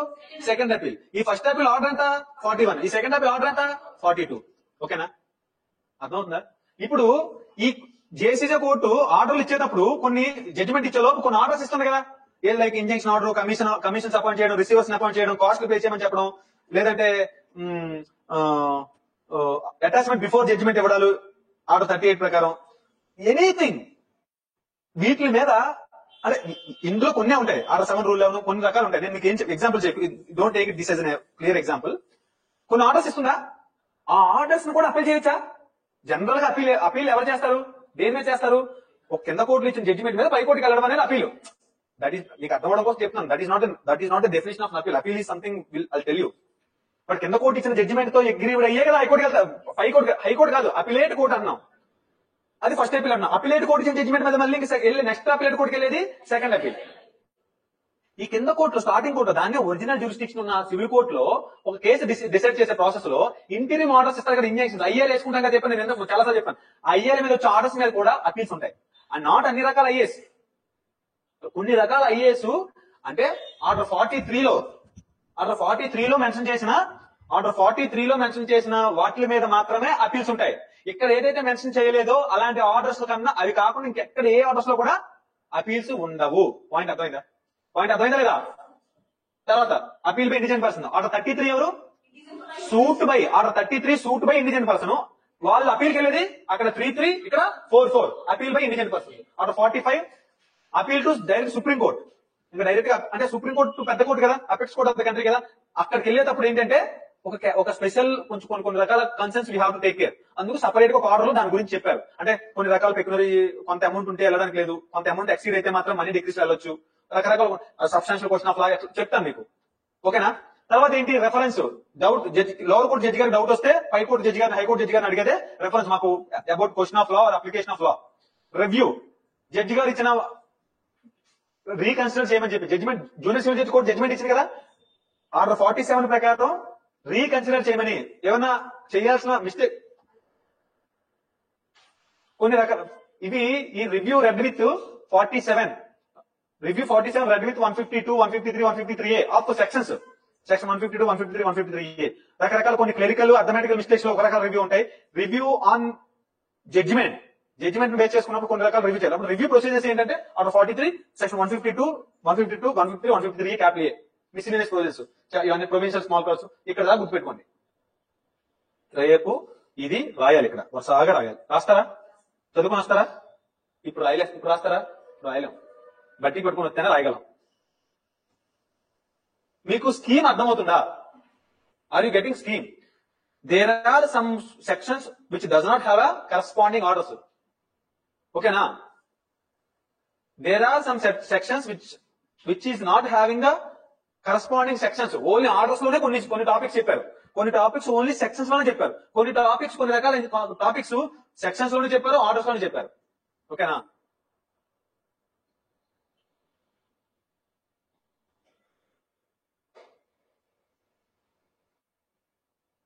ఇప్పుడు for your convenience I have divided 12 or 13 stages of a civil suit. Civil procedure code ని ఒక 12-13 స్టేజెస్ కింద డివైడ్ చేశాను మీకు. ఏంటి?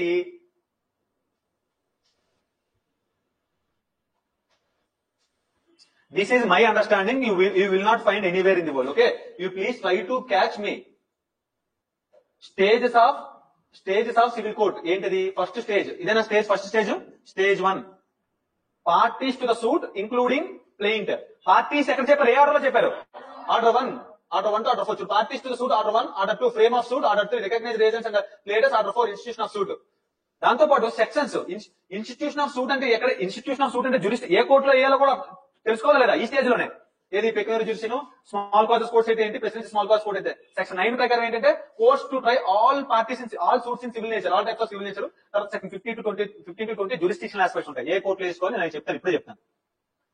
ఒకవేళ జ్యూరిస్డిక్షనల్ ఆస్పెక్ట్ లో అబ్జెక్షన్ తీసుకోవాలంటే అదర్ పార్టీ ఎప్పుడు తీసుకోవాలంటే ఆ సెక్షన్ 21 లో ఉంది. సెక్షన్ 21 లో అబ్జెక్షన్ ఏదైనా తీసుకోవాలి అంటే ఈ చార్ట్ రేపు మీరు రాసి తీరాలి క్లాసులో. చాలా జాగ్రత్తగా నేను చెప్పినప్పుడు రాసుకోండి. Order 1 parties to the suit, order రాసేసుకోండి. Order 1 parties to the suit. చెప్పిన తర్వాత రాసుకుంటారు, వినండి చెప్తాను, రాసేసుకోండి. ఈ సెక్షన్ ఆర్డర్ ఎక్స్ప్లెయిన్ చేస్తాను. ఇప్పుడు నీకు order 1 parties to the suit, order 2 ఏంటి? Summons. Order 1 parties to the suit, order 2 summons, order 3 written statement, order 4 appearance and non-appearance of the and consequence of the parties, order 5 settlement of issues, order 6 trial and examination, order 7 interlocutory orders, order 8 incidental proceedings, order 9 judgment and decree, order 9 incidental proceedings of the judgment and decree, order 10 supplemental proceedings, order 10 supplemental proceedings, order 11 execution proceedings. లేకపోతే execution proceedings ముందు రాసుకోండి, తర్వాత supplementary proceedings రాసుకోండి, ఏదైనా ఒకటే. Okay, general గా ఒక పని చేయండి, ఇది 10 పెట్టండి స్టేజ్, ఇది 11 పెట్టండి. ఓకేనా? ముందు ఈపీ వేసుకుంటాడు వాడు తర్వాత అప్పీల్కి వెళ్తాడు.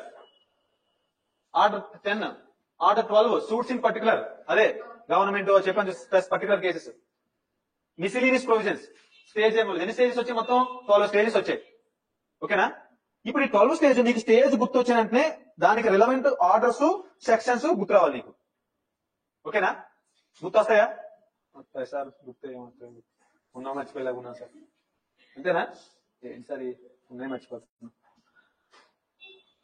ఒక చార్ట్, ఈ చార్ట్ వేసుకోవాలి, మీకు పంపిస్తాను చార్ట్. ఒకరు ఏం చేస్తారంటే మీరు గ్రూప్ క్రియేట్ చేయండి, నన్ను యాడ్ చేస్తారా? మీలో మీరు అన్ని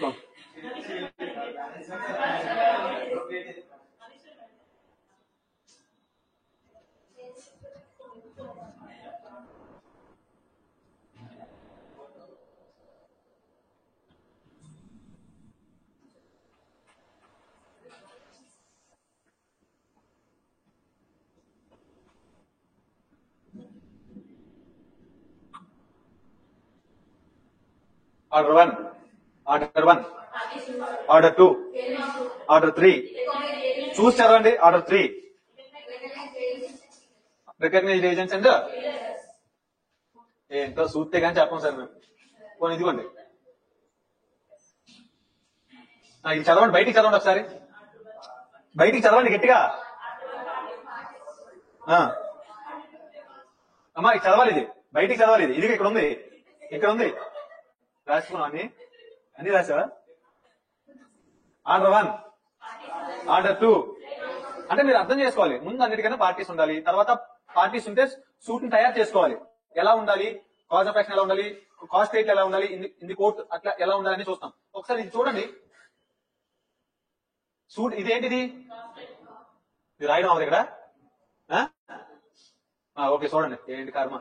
in the court of senior civil judge, ఎన్నో సీనియర్ లో అంటే విశాఖపట్నంలో వేసిన సూట్ ఇది, అంతేనా? In the court of Visakhapatnam suit. I want to right here, అవుతుందా అవుదా?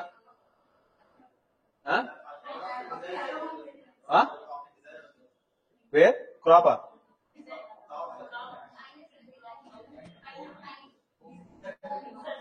డిజైన్ ఏం డిజైన్? సినిమా డిజైనా?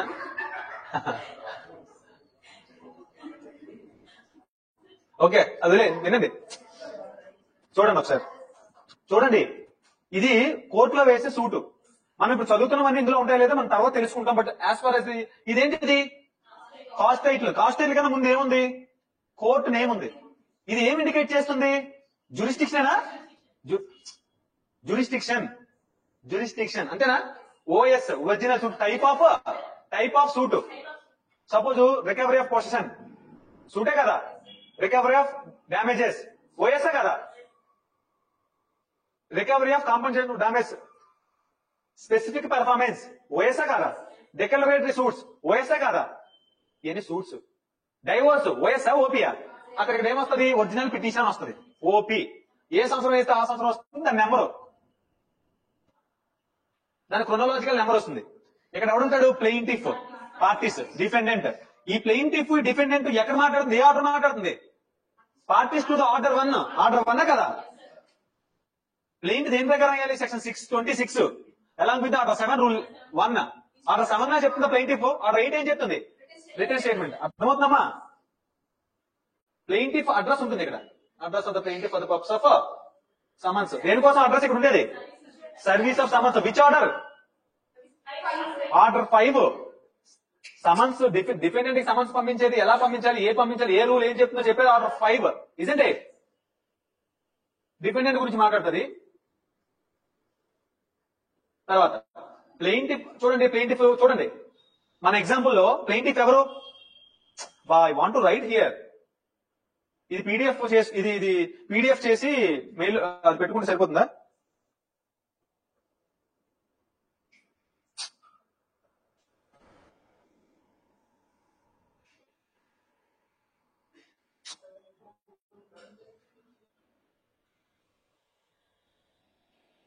పీడిఎఫ్ మళ్ళీ డౌన్లోడ్ చేయాలా? Okay, listen. చూడండి. The plaintiff submits the defendant approach to plaintiff. ఇక్కడ ఎవరు అప్రోచ్? మన example Y example promissory note లో Y వెళ్ళి ఎక్స్ డబ్బులు అడిగాడు అంతేనా? X is the borrower, Y is the lender. Creditor debtor relationship. ఎవడు ఫైల్ చేశాడు? ఎక్స్ ఫైల్ సబ్మిట్ చేస్తున్నాడు. ఎవరికి సబ్మిట్ చేస్తున్నాడు? కోర్టుకి సబ్మిట్ చేస్తున్నాడు. ఏమని సబ్మిట్ చేస్తున్నాడు? డిపెండెంట్ పలానా రోజు అప్రోచ్ చేయాలి, నాకు డబ్బులు తీసుకున్నాడు, 1 lakh ఎంత సో తీసుకున్నాడు for the purpose of what so promissory note రాశాడు in favour of the plaintiff 24 rupees and 2 rupees interest pay చేస్తాను అన్నాడు. సబ్సిక్వెంట్ అబౌట్ ట్రాన్సాక్షన్ చూడండి, did not choose to repay. చెప్పాలా లేదా? నేను నెంబర్ ఆఫ్ టైమ్స్ వాడిని ఎప్రోచ్ అయ్యాను, అయినా సరే వాడు తిరిగి ఇవ్వడం లేదు. అక్కడే కదా కాజ్ ఆఫ్ యాక్షన్ అయింది. ఆ కాజ్ ఆఫ్ యాక్షన్ చెప్పడం కోసం ఇదంతా. Without there being any explanation regarding the cause of action, the suit will not given, it will be liable to be dismissed అని చెప్పానా లేదా? ప్లెయింటిఫ్ సబ్మిట్ చూడండి ఏదో డౌట్ తీసుకున్నాడు, నేను అంతా ఎక్స్ప్లెయిన్ చేస్తాను. ఇదిగోండి, the cause of action for the suit arose on ఏడేటది? వీడు అప్రోచ్ అయ్యి వాడు డినై చేసిన రోజు. వాడు ఇస్తానని చెప్తే సెక్షన్ 19 ఆఫ్ లిమిటేషన్ యాక్ట్ ప్రకారం ఎకనాలజ్మెంట్, పార్ట్ పేమెంట్, అక్కడ నుంచి మళ్ళీ 3 years పెరుగుతుంది for the purpose of cause of action అని చెప్పాను లేదా? చూడండి, ఎక్స్ప్లెయిన్ చేశాను నేను. When the defendant approached the plaintiff at the Visakhapatnam borrowed and the amount of so promissory note and in the event చూడండి, in spite of repeated demands, demand ఉండాలా లేదా? In spite of repeated demands and made by the plaintiff, అంతేనా? X అడిగినా కూడా defendant did not choose to repay any amount and he has postponing the same some or pretext some other way so at Visakhapatnam within the jurisdiction of this court. అది కూడా చెప్పాలి. Judge గారు ఇదంతా జరిగింది కదా, మీకు ఈ జరిగిన కాజ్ ఆఫ్ యాక్షన్ మీద యాక్షన్ తీసుకునే అధికారం మీకు ఉంది అని కూడా కోర్టుకి జ్యూరిస్డిక్షన్ ఉంది అని నువ్వు చెప్పాలి. ఒకవేళ జ్యూరిస్డిక్షన్ లేకుండా కేసేస్తే ఎవరు తీసుకోవాలి? ప్లీ డిపెండెంట్ వస్తాడు. వై వచ్చి ఏం చెప్తాడు? జడ్జి గారు you do not have any right to entertain this suit అంటాడా? అది ఎప్పుడులోకి తీసుకోవాలని చెప్పి సెక్షన్ 21 లో ఉంది. Objection as to jurisdiction. Section 15, 16, 17, 18, 19, 20 jurisdiction గురించి మాట్లాడుతుంది. ఏంటి ఆ జ్యూరిస్డిక్షన్? ఈ ఒక్క కోర్టు గురించి డిసైడ్ చేయడం కోసం గురించి ఇప్పుడు మనం 6 సెక్షన్లు చదువుతాం. ఈ ఒక్క నామినిక్లేచర్ లో స్టార్టింగ్ ఏ కోర్టులో కేసు వేస్తున్నారనే దాని గురించి చదివే దాని గురించి మనం 6 సెక్షన్స్ చదవాలి ఇప్పుడు. ఓకేనా? So cause of action explain చేశాడు. తర్వాత చూడండి లాస్ట్ లో ఏముంటుంది కాజ్ ఆఫ్ యాక్షన్ లో? తర్వాత ఏమైంది చూడండి, కాజ్ ఆఫ్ యాక్షన్ రాశాడా? లాస్ట్ లో value for the purpose of amount section 20 and Andhra Pradesh courts fees and suits ఉంటుంది. డీటెయిల్స్ ఆఫ్ వాల్యుయేషన్, ఏ రోజు డబ్బులు తీసుకున్నాడు, ప్రిన్సిపల్ అమౌంట్ ఎంత, ప్రామిసర్ నోట్ అమౌంట్ ఎంత, ఇంట్రెస్ట్ ఎంత, ఏ రోజు నుంచి ఎన్ని రోజులకి ఎన్ని నెలలు, అందుకు మొత్తం క్యాలిక్యులేట్ చేసి లాస్ట్ లో ఏముండాలి? కోర్టుని నీకేం కావాలి అడగాల లేదా? Without there being any pray the court will not grant anything. Therefore plaintiff humbly plays the honorable court may be pleased to pass a decree. Okay. Okay. Decree and judgment in favor of plaintiff against the defendant for what? Recovery of sum and subsequent interest at the rate of 20% and from the date of institution of suit and till realization. And cost of the suit అంటే ఏంటి, court ఫీజులు అన్ని కడతావు కదా, అన్ని నీకు ఇవ్వాలి కదా, వాడి వల్ల కదా నువ్వు కోర్టుకే జావు. సో అది కూడా వాడే భరించాలి. ఓకేనా? అది కోర్టు ఇస్తే ఏంటి, ఇవ్వకపోతే ఏంటి, నువ్వు ఎలా అడగాలి అన్ని చెప్పి కరెస్పాండింగ్ సెక్షన్స్ ఆర్డర్స్ ఉన్నాయి, అవి నేను చెప్తాను. ఓకేనా? రిలీఫ్ మీకు ఇంకా ఒకవేళ ఇది కాకుండా ఏది ఇవ్వాలనిపిస్తే అది ఇవ్వండి. వెరిఫికేషన్. ఎందుకు verification? I above the named plaintiff here by verified and declare the facts and circumstances of the case. ఏదైతే పారాస్ చెప్పానో అవన్నీ true and correct of by best of my knowledge. ఎందుకు? రేపు పొద్దున థర్డ్ పార్టీస్ మళ్ళీ వచ్చి claim చేసుకోకుండా, లేకపోతే ఈడే రేపు పొద్దున మాట మార్చకుండా జడ్జి గారి ముందు ప్లేస్ చేసిన ఓఎస్ లో ఒరిజినల్ సూట్ లో he is binding himself to the court. అంతేనా? నేను చెప్పిందంతా, పైన చెప్పిందంతా నిజము, కరెక్టే, అబద్ధాలు ఆడలేదు, ఏది హైడ్ చేయలేదు అని చెప్తున్నాడు లేదా? వెరిఫికేషన్. ఇవన్నీ కూడా అఫిడవిట్లు ఇవ్వాలి లేదా? అఫిడవిట్ కూడా దాన్ని బౌండింగ్ చేస్తున్నారు లేదా? రేపు పొద్దున నీకు చెప్పిందని తప్పని తేలితే కోర్టు వీడి మీద ప్రెజరింగ్ కేసెస్ పెట్టొచ్చా లేదా? కోర్టు ముందు నువ్వు దొంగ సాక్ష్యాలు పెట్టావు, దొంగగా ప్లీడింగ్ చేసావని, అవన్నీ ఉంటాయి లిస్ట్ ఆఫ్ డాక్యుమెంట్స్. ఇది సింపుల్ ప్రామిసర్ నోట్ సూట్. ఇది కూడా రన్స్ పేజీలు వేస్తా ఉంటారు. ఇది కూడా సింపుల్. ఇది అదే recovery of suit, recovery of person అయితే, స్పెసిఫిక్ పర్ఫార్మెన్స్ అయితే, పార్టిషన్ సూట్లు అయితే, డిజల్యూషన్ ఆఫ్ మ్యారేజ్ అయితే, మెయింటెనెన్స్ కేసులు అయితే రకరకాలు ఉంటాయి. మనం చూద్దాం. మనం చదువుకున్న లాన్ ప్రకారం చేసుకుంటూ వెళ్ళాలి. Plaintiff advocate name date. ఇప్పుడు మన ఎయిమ్ ఏంటంటే దీని అంతటిని డీకోడ్ చేయాలి. ఇప్పుడు మనం చూసాం కదా. ఇప్పుడు చెప్పండి నాకు ఒకసారి, ఇప్పుడు ఎసెన్షియల్స్ ఆఫ్ సూట్ ఏంటి? సూట్ కావాల్సిన ఏంటి? పార్టీస్ ఉండాలి లేదా? పార్టీస్. సూట్ కావాల్సిన parties, right to sue, cause of action,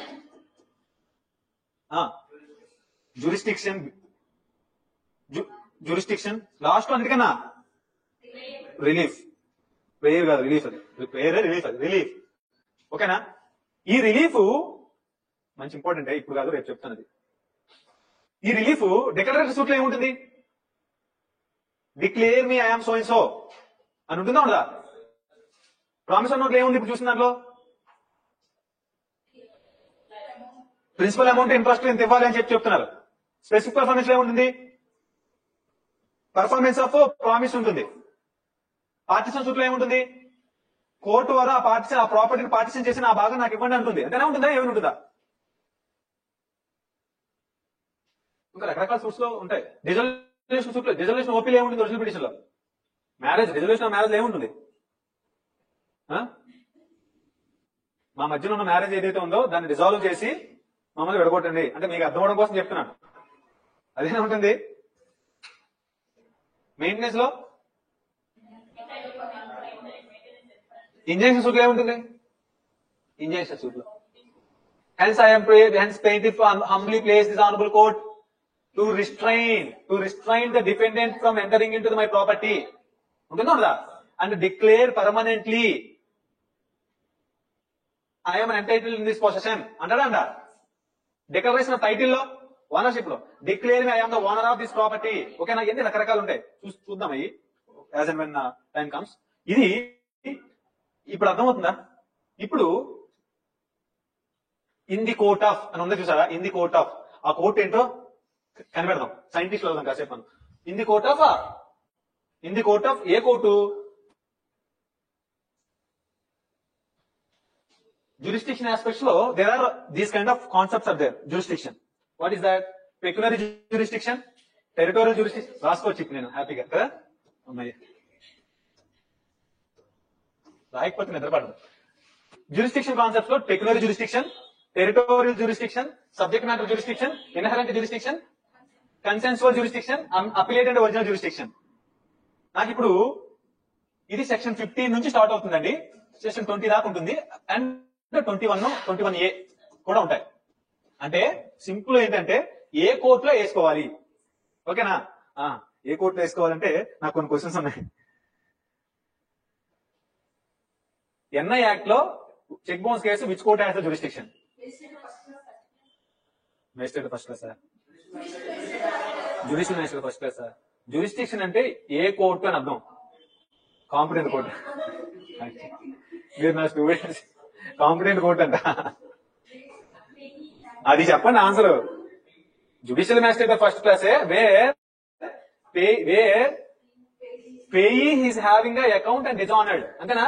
నేను చెప్పాను ఎక్కడ పేయీ మన వైజాగ్ లో ఉన్నాడు, డ్రాయర్ ఎక్కడ ఢిల్లీలో ఉన్నాడు. గుర్తొస్తుందా? ఎవరికైతే చెక్ ఇచ్చారో, ఎవరికైతే డబ్బులు రాలేదో వాడి చెక్ బౌన్స్ దగ్గర అంటారని చెప్పింది. And that court and which is having that court is having a jurisdiction on the court is having a jurisdiction on the pay is having maintaining the account. That nomenclature of the court is judicial magistrate of first class or metropolitan magistrate if it is a metropolitan area. Hyderabad, Vijayawada, Visakhapatnam, Delhi, Calcutta, Mumbai అవన్నీ అలాంటిలో అయితే metropolitan MM, 3rd MM, 4th MM, 5th MM రకరకాల 1, 2, 3 రకరకాలు ఉంటాయి. కోర్టులోకి వెళ్ళి చూస్తే మీరు అసలు on what basis civil courts అనే జ్యూరిస్డిక్షన్ ని పెడతారు? క్రిమినల్ కోర్ట్ జ్యూరిస్డిక్షన్ దేని బేస్ చేసుకుని పెడతారు? క్రైమ్ కాదు, పోలీస్ స్టేషన్ యొక్క లిమిట్స్ బేస్ చేసుకుని పెడతారు. ఇక్కడ ఏ పోలీస్ స్టేషన్ వస్తుంది? ఓకే, ఇక్కడ దగ్గరలో ఉన్న పోలీస్ స్టేషన్ ఏంటి? పడమట పోలీస్ స్టేషన్ అనుకోండి. ఈ పడమట పోలీస్ స్టేషన్ పరిధిలో ఉండేదానికి 1 or 2, 3 or more police station పరిధిలో ఒక జ్యుడిషియల్ మ్యాజిస్ట్రేట్ జడ్జి గారిని పెడతారు, మ్యాజిస్ట్రేట్ జడ్జి గారు. క్రిమినల్ లో మ్యాజిస్ట్రేట్ గారి యొక్క jurisdiction is depending upon the police station యొక్క లిమిట్స్. పాయింట్ అర్థమవుతుందా? సివిల్లో రెవెన్యూ మండల్స్ బేస్ చేసుకొని ఉంటుంది. రెవెన్యూ గుడివాడ వెళ్ళారనుకోండి, గుడివాడలో ఎంఆర్ఓ తాలూకాలు ఉంటాయి, తాలూకా ఉంటాయి కేసెస్. ఆ తాలూకా కేసుల్లో ఆ తాలూకా 1 or 2 తాలూకా కానీ ఒక తాలూకా కానీ డిపెండింగ్ అపాన్ ది నీడ్ బట్టి, అక్కడ ఉన్న పాపులేషన్ బట్టి ఆ రెవెన్యూ మండల్స్, కొన్ని మండల్స్ పెద్ద ఉంటాయి, కొన్ని మండల్స్ చిన్న ఉంటాయి. దాన్ని బేస్ చేసుకొని జూనియర్ సివిల్ జడ్జి కోర్టులు, సివిల్ కోర్టులు కాన్స్టిట్యూట్ అవుతాయి. ఓకేనా? సివిల్లో ఏంటండి? రెవెన్యూ మండల్స్. క్రిమినల్లో పోలీస్ స్టేషన్స్. ఓకేనా? ఇప్పుడు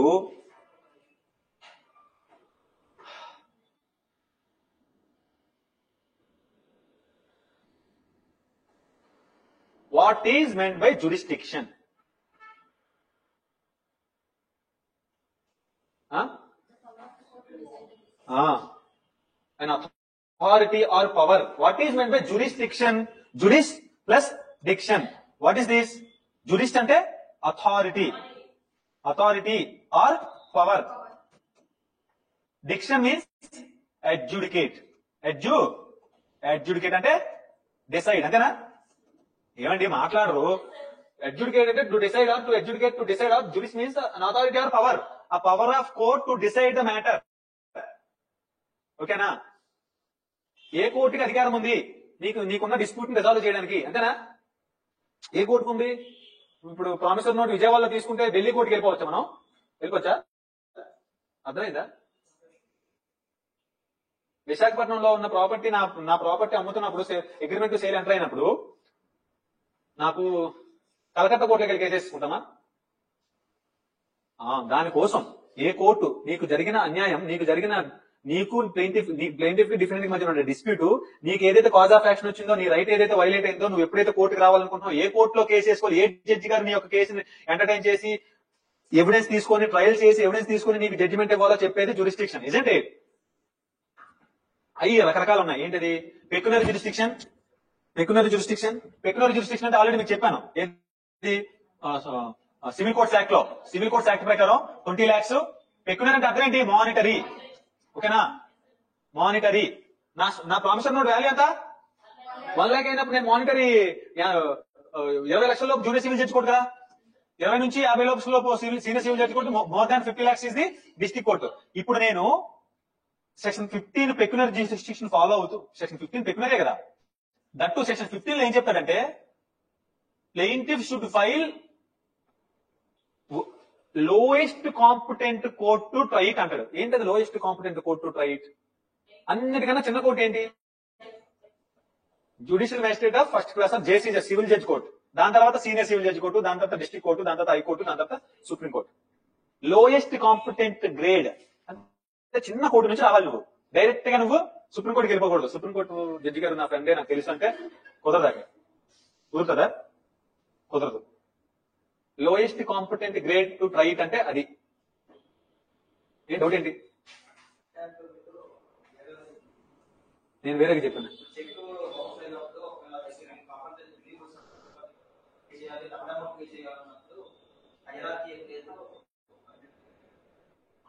Whatever is there, that has to be exercised by the judicial magistrate first class or metropolitan magistrate in Chegmo's case 138. You missed somewhere, you missed out. I'll explain you later, okay?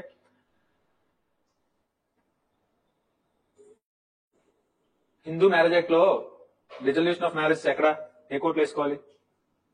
What are the release family courts అని చెప్పి district court అని చెప్పి district court ఉంటుంది, definition తో చదివాం, అది apply అవుతుంది. Sir ఇవన్నీ గుర్తొస్తున్నాయా? But CPC, by nature itself, we are reading the jurisdiction concepts, okay? Authority and authority of the court to decide the matter. One is pecuniary jurisdiction, JCJ, SCJ, DJ, JCJ 20 lakhs, up to 20 lakhs, SCJ, senior civil judge court 20 to 50 lakhs, DJ, more than 50 lakhs. ఇది CPC లో చెప్పలేదు, ఇది civil courts act లో చెప్పారు ఇది, ఓకేనా? Next territorial jurisdiction అంటే అర్థం ఏంటంటే రెస్ సిటో, రెస్ అంటే థింగ్, సిటో అంటే సిచ్యువేటెడ్. ఏంటది? థింగ్ సిచ్యువేటెడ్ అంటే ఏంటి? ఇమ్మూబుల్ ప్రాపర్టీ రిలేటెడ్ లో ఉంటాయి ఇవి జనరల్ గా. అంటే wear the ఇమ్మూబుల్ property situated, wear the ఇమ్మూబుల్ property is situated. Suppose for example, అదే అందుకే చెప్తున్నాను. నా ఇమ్మూబుల్ ప్రాపర్టీ ఎగ్జాంపుల్స్ పార్టీషన్ నన్ను డిస్పోజ్ చేసింది ఎక్కడ? విశాఖపట్నంలో. విశాఖపట్నం ఆ ఏరియాలో ఉండే రెవెన్యూ మండలంలో ఉండే సివిల్ కోర్టు కదా నేను వెళ్ళాలి. దాటి వేరే దగ్గరికి వెళ్తానని తీసుకుంటారా? Res situ on the base of subject matter situated. Subject matter situated అంటే ఏంటి? ప్రాపర్టీ, ఇమ్మూబుల్ ప్రాపర్టీ ఎక్కడ ఉంటే అక్కడ. ఇదండి నా ప్రాపర్టీ, మా నాన్న సంపాదించిన ప్రాపర్టీ విజయనగరంలో ఉంది, అది అన్నదమ్ములు పంచుకోవాలి. ఎవరు పంచుకోవడానికి ముందుకు రాకపోతే one of the brothers or sisters will go to the court of law and file partition suit అన్నాడు. భాగాలు పంపించి పంపిణీ విజయనగరం విజయవాడ వస్తారా? ఆ కోర్టులో వేసుకోవాలి, అంతేనా?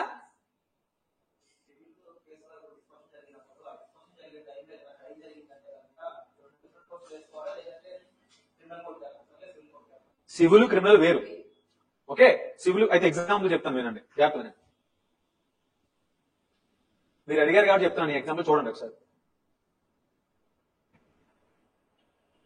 ఎక్స్ వై ఎంత టైం ఎంత అయింది? X Y is there.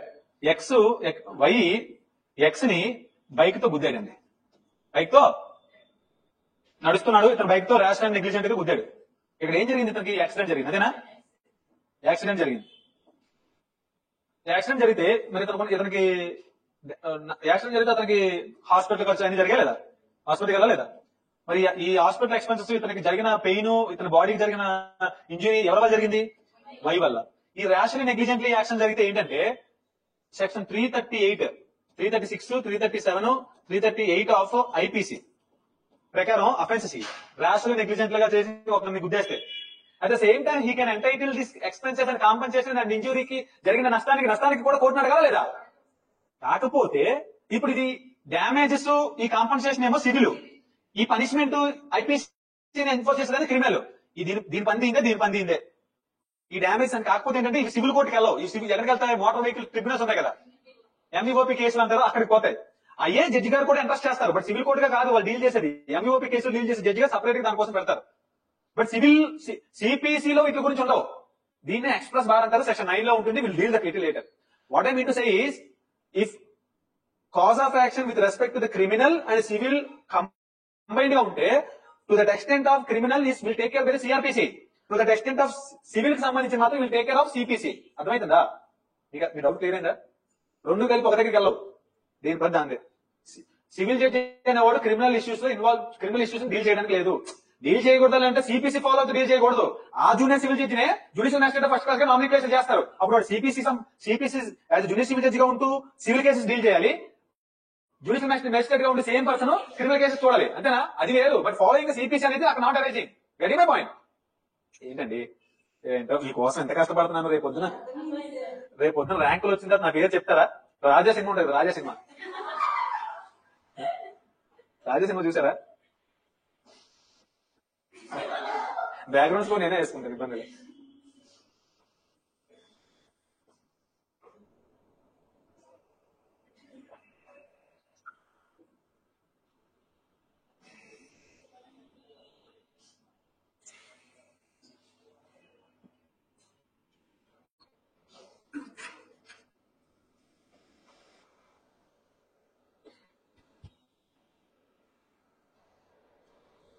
ఈ చార్ట్ వేయగలరా? జ్యూరిస్డిక్షన్ గురించి అడిగితే 5 మార్కులు.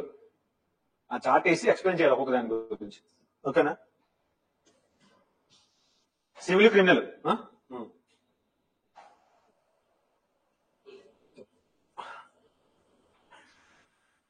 What are the types of jurisdictions అండి?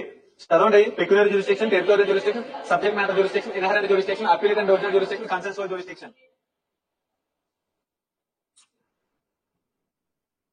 అదర్ సూట్స్ ఉన్నాయి కదా.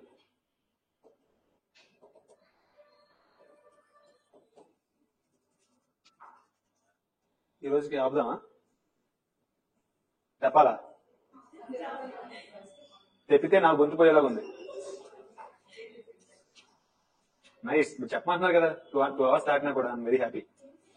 అర్థమైందా? స్కీమ్ అర్థమైంది. ఇంటికి చదువుతారు, ఇంటికెళ్ళి చదివి రేపు చూడకుండా రాయాలి. గుర్తు పెట్టుకోవాలి మైండ్ లో. ఒకసారి గుర్తు పెట్టుకుంటే వచ్చేస్తుంది. Shall I complete the jurisdiction aspect? Shall I complete the jurisdiction aspect? నువ్వు చెప్పమ్మా, చెప్తుండు, నువ్వు మాట్లాడుతుండు, నువ్వు కొంచెం మాట్లాడుతుండు. ఓకేనా? Okay, very good. Peculiar jurisdiction aspect complete చేసేద్దామా? What is the time? 8. 20 నిమిషాలు అయితే చెప్పారు.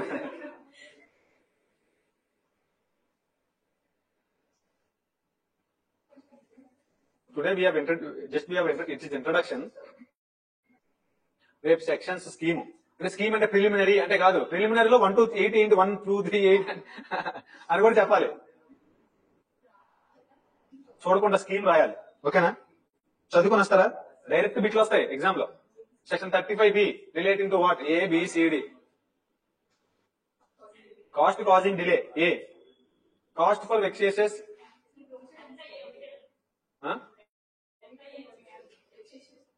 లిమిటెడ్ ఏం కాదు, ఉంటుంది.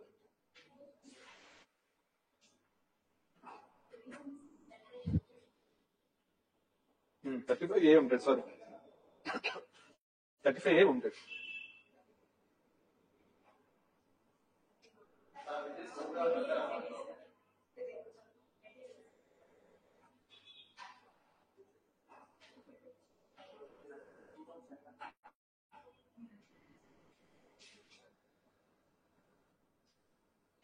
Just take a notes, small notes తీసుకోండి. Will give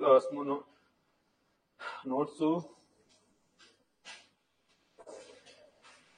take a notes. CPC came into force.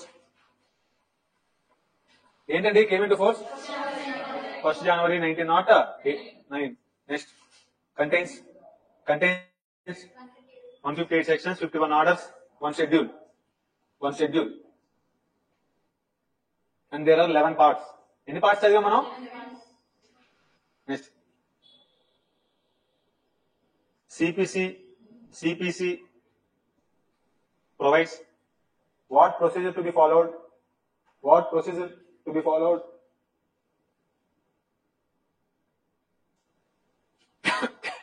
Bracket లో sections. What procedure to be followed అంటే ఏం చెప్తున్నాయి? Sections. Next and the orders provide how the procedure to be followed.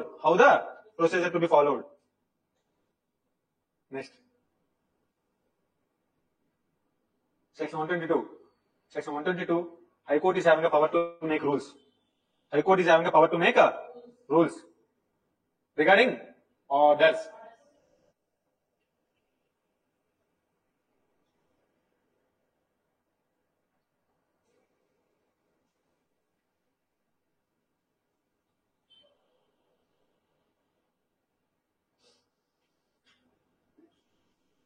For example, order 8A, 8 capital A, deals with third party procedure,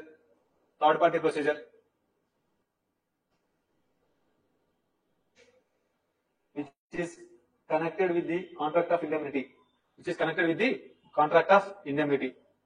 Next, order 15 capital A deals with order అంటే బాబు మీరు order అంటే 1 2 3 లేయకూడదు, Roman number లేయాలి. ఓకేనా? Order 15 capital A deals with deposit of rent. Order 15 capital A deals with the deposit of rent. in the court by the defendant in relation to rent control or lease matters. It is known as a striking of the defense. It is known as a striking of the defense. It is known as a striking of the defense.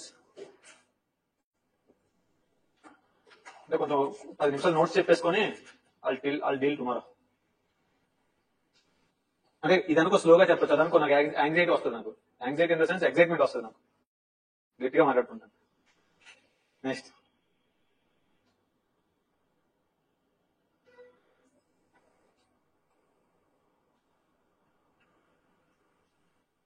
CPC prescribed general procedure. CPC prescribed general procedure to be followed in the courts.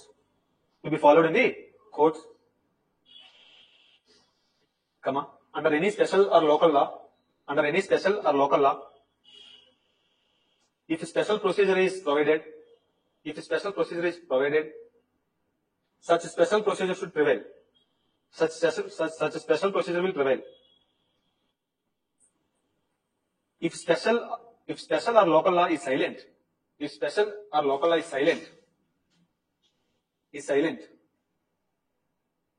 the provisions of CPC will applicable.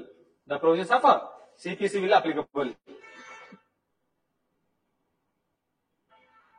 The provisions of CPC will be applicable. Next. For example, if there is any inconsistency between CPC and a specific relief act, 1963, the provisions of specific relief act will prevail. Bracket law. Example, section 21 and 22 of SR Act, specific relief act.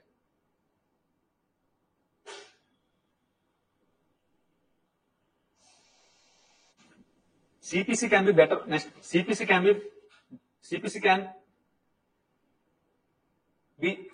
be better understood by systematic arrangement of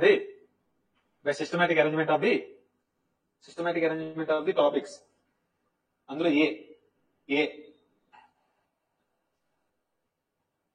there are certain topics that are exclusively based on sections, and there is no corresponding orders. అందులో examples. అందులో 1 sections ఉన్నాయి కానీ orders కి closes లేవు. ఓకేనా? there are sections and there is no corresponding orders. అందులో ఇది కదా, ఇది స్మాల్ కదా, అందులో 1 పెట్టుకోండి. Examples: jurisdiction of civil courts, sections 3, 6, 9,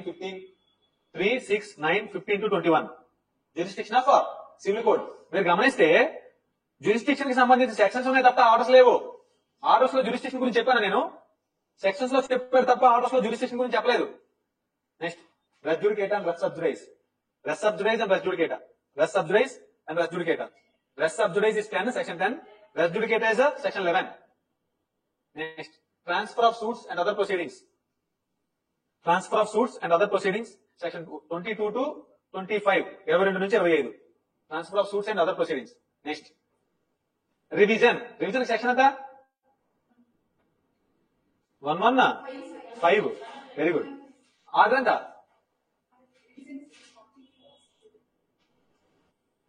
There is no corresponding order. Only section చెప్పారు. 100 సార్లు చెప్పినా 101 సరే ఆర్డర్ సార్ 46, 47 సార్. సెక్షన్ కి ఆర్డర్, రివిజన్ కి ఆర్డర్ ఎంత? రివిజన్ సెక్షన్ ఎంత? 115. ఆర్డర్ ఎంత?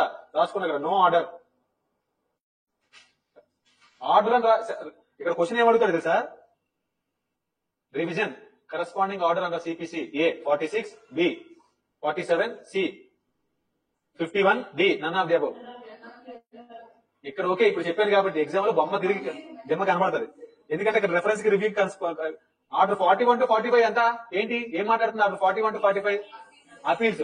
First appeal, second appeal, appealable order, appeal by intelligent persons, appeal to supreme court 45. తర్వాత ఇమీడియట్ గా రెఫరెన్స్ రివ్యూ, అంతేగాని రివిజన్ చెప్పట్లేదు. Next, enlargement of time, section 148. Next, saving of enlargement of time, section 148. Next 151 section 151, saving of inherent powers. Saving of inherent powers. కాదండి, ఇప్పుడు కోర్టుకున్న పరిధిలో కోర్టుకున్న powers అన్ని చెప్పడం కుదురుతుందా? ఒకవేళ చెప్పలేకపోతే కోర్టుకి అధికారాలు అనేది ఈ యొక్క సెక్షన్ ద్వారా ఎక్స్ట్రాడినరీ పవర్స్ ఉన్నాయి కోర్టుకి. సిపిసిలో చెప్పలేదంటే కోర్టు ఈజ్ అల్టిమేట్. సిపిసిలో చెప్పినా చెప్పకపోయినా, సిపిసిలో ఏ ప్రొవిజన్ చెప్పకపోయినా చెప్పలేని అన్ని ప్రొవిజన్స్ అన్ని ఉన్న పవర్స్ ఏదైనా ఎక్సర్సైజ్ చేయగలిగింది ఉన్నది అంటే 151. నీకు సిపిసిలో ఎక్కడ చెప్పలేదనుకో, కోర్టుకి పవర్ ఉన్నట్ట లేదా? 151 ప్రకారం ఏదైనా పవర్ ఉంటుంది కోర్టుకి. ఓకేనా? Next B, small B. అక్కడ అయిపోయింది, ఏ అయిపోయింది అంటే 1 టైప్ అయింది. ఏంటి ఆ 1 టైప్? సెక్షన్స్ ఉన్నాయి కానీ ఆర్డర్స్ లేవు. ఓకేనా? ఇప్పుడు next, there are certain topics that are exclusively based on orders, but there is no corresponding sections. There are certain topics that are exclusively based on orders, but there is no corresponding sections. ఏంటి రాసుకోండి examples. Order 1 ఏంటి? Order 1 చెప్పాలి. Artist the suit. దానికి sections లేవని చెప్పారా? ఎక్కడే కనవలేదు. So ఆర్డరే ఉంది కానీ సెక్షన్ లేదు. Order 1 artist suit, no sections అని రాసుకోండి bracket. Next order 2 frame of suit. Order 4 pleadings generally. Order 6 pleadings generally. Order 7 plaint కి సెక్షన్స్ ఉన్నాయి, 26 ఉంది. సో ఇక్కడ రాయకూడదు, నెక్స్ట్ కేటగిరీలో రాయాలి. Order 8 return statement. Return statement కి సెక్షన్ లేదు, ఓన్లీ ఆర్డర్ 8 ఉంది. ఓకేనా? ఏమండి మాట్లాడరేంటి మీరు? మీరు రాసుకునే ప్రాసెస్ లో పడిపోయారు. ఓకేనా? Next C, next category. There are certain topics that are based on sections and corresponding orders. Sections ఉన్నాయి, ఆర్డర్స్ ఉన్నాయి కొన్ని టాపిక్స్ కి. ఏంటో topics? First one section 26 and order 6 to 7. ఏంటి? Plaint. Section 26 order 6 order 7 talking about institution of suit. Order 4 institution of suit అని రాసుకోండి. Section 26 order 4 order 7 institution of suit. ఓకేనా? Next section 27 ఏంటి? సెక్షన్ 27 ఏమండి? ఆర్డర్ 5 ఏంటి? చూడరా నాకాసి. ఆర్డర్ 7 ఆర్డర్ 5 ఏంటి? రాసుకోవడంలో order 7 order 5 దానికి సెక్షన్ ఏమైనా ఉందా? లేదా? సెక్షన్ లేదా చెప్పాను కదా. ఇప్పుడు మన section 27 and order 5 issue and service of summons. Next section 75 to 78. Next section 75 to issue and service of summons to whom? Defendant. Next section 75 to 78 and section 75 to 78 ఏంటి? Incident proceedings. దేనికి? Commission appointment of commissioners. Section 75 to 78 along with the order 26 appointment of commissioners. Next section 1 CPC extends whole India. Section 1 CPC extends whole of India.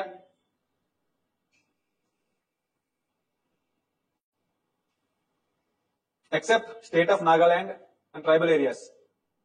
Except state of Nagaland and tribal areas.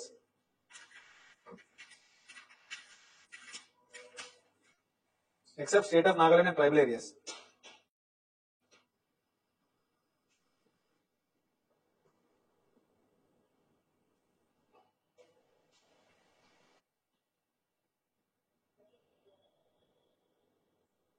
Next, the object of CPC, the object of code what? CPC is consolidated code. CPC is consolidated code which lays down all the laws relating to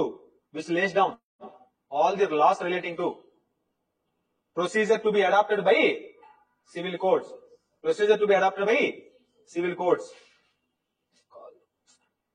Next, the preamble of the code states that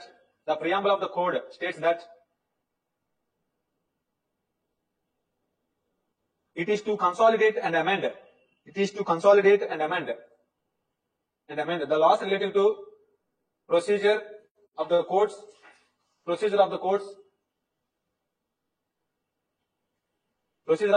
of civil judicature.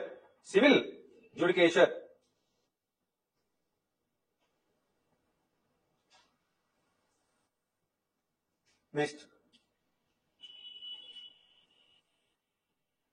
it is a CPC is exhaustive. CPC is exhaustive on the matters specifically dealt in it. However, the legislature is incapable of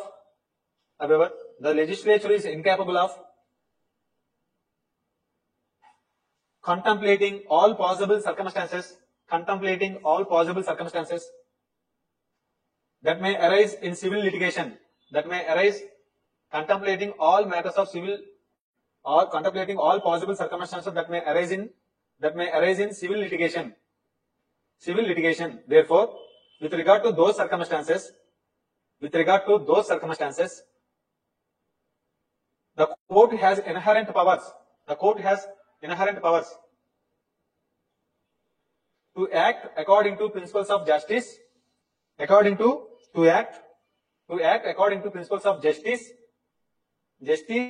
equity, and good conscience.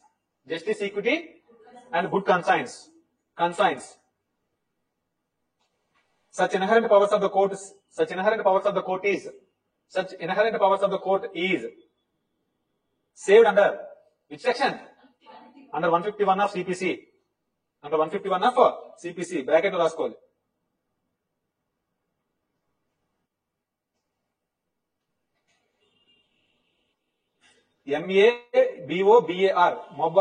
MABOBAR, Mahobar, MAHOBAR, Mahobar Lal versus Seth Hiralal, SETH, Mahobar Lal versus Seth, SETH, Seth Hiralal, bracket 1962 AIR 1962, bracket 1962 రాసుకుంటారు.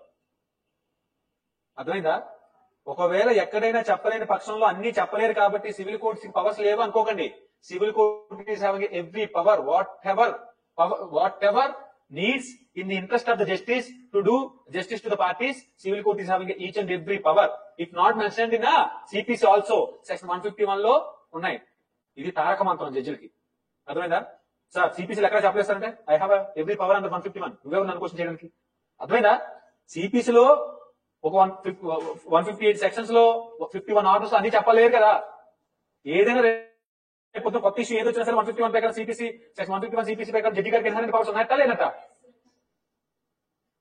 Will see definitions గా 1 day పడుతుంది, 3 hours పడుతుంది.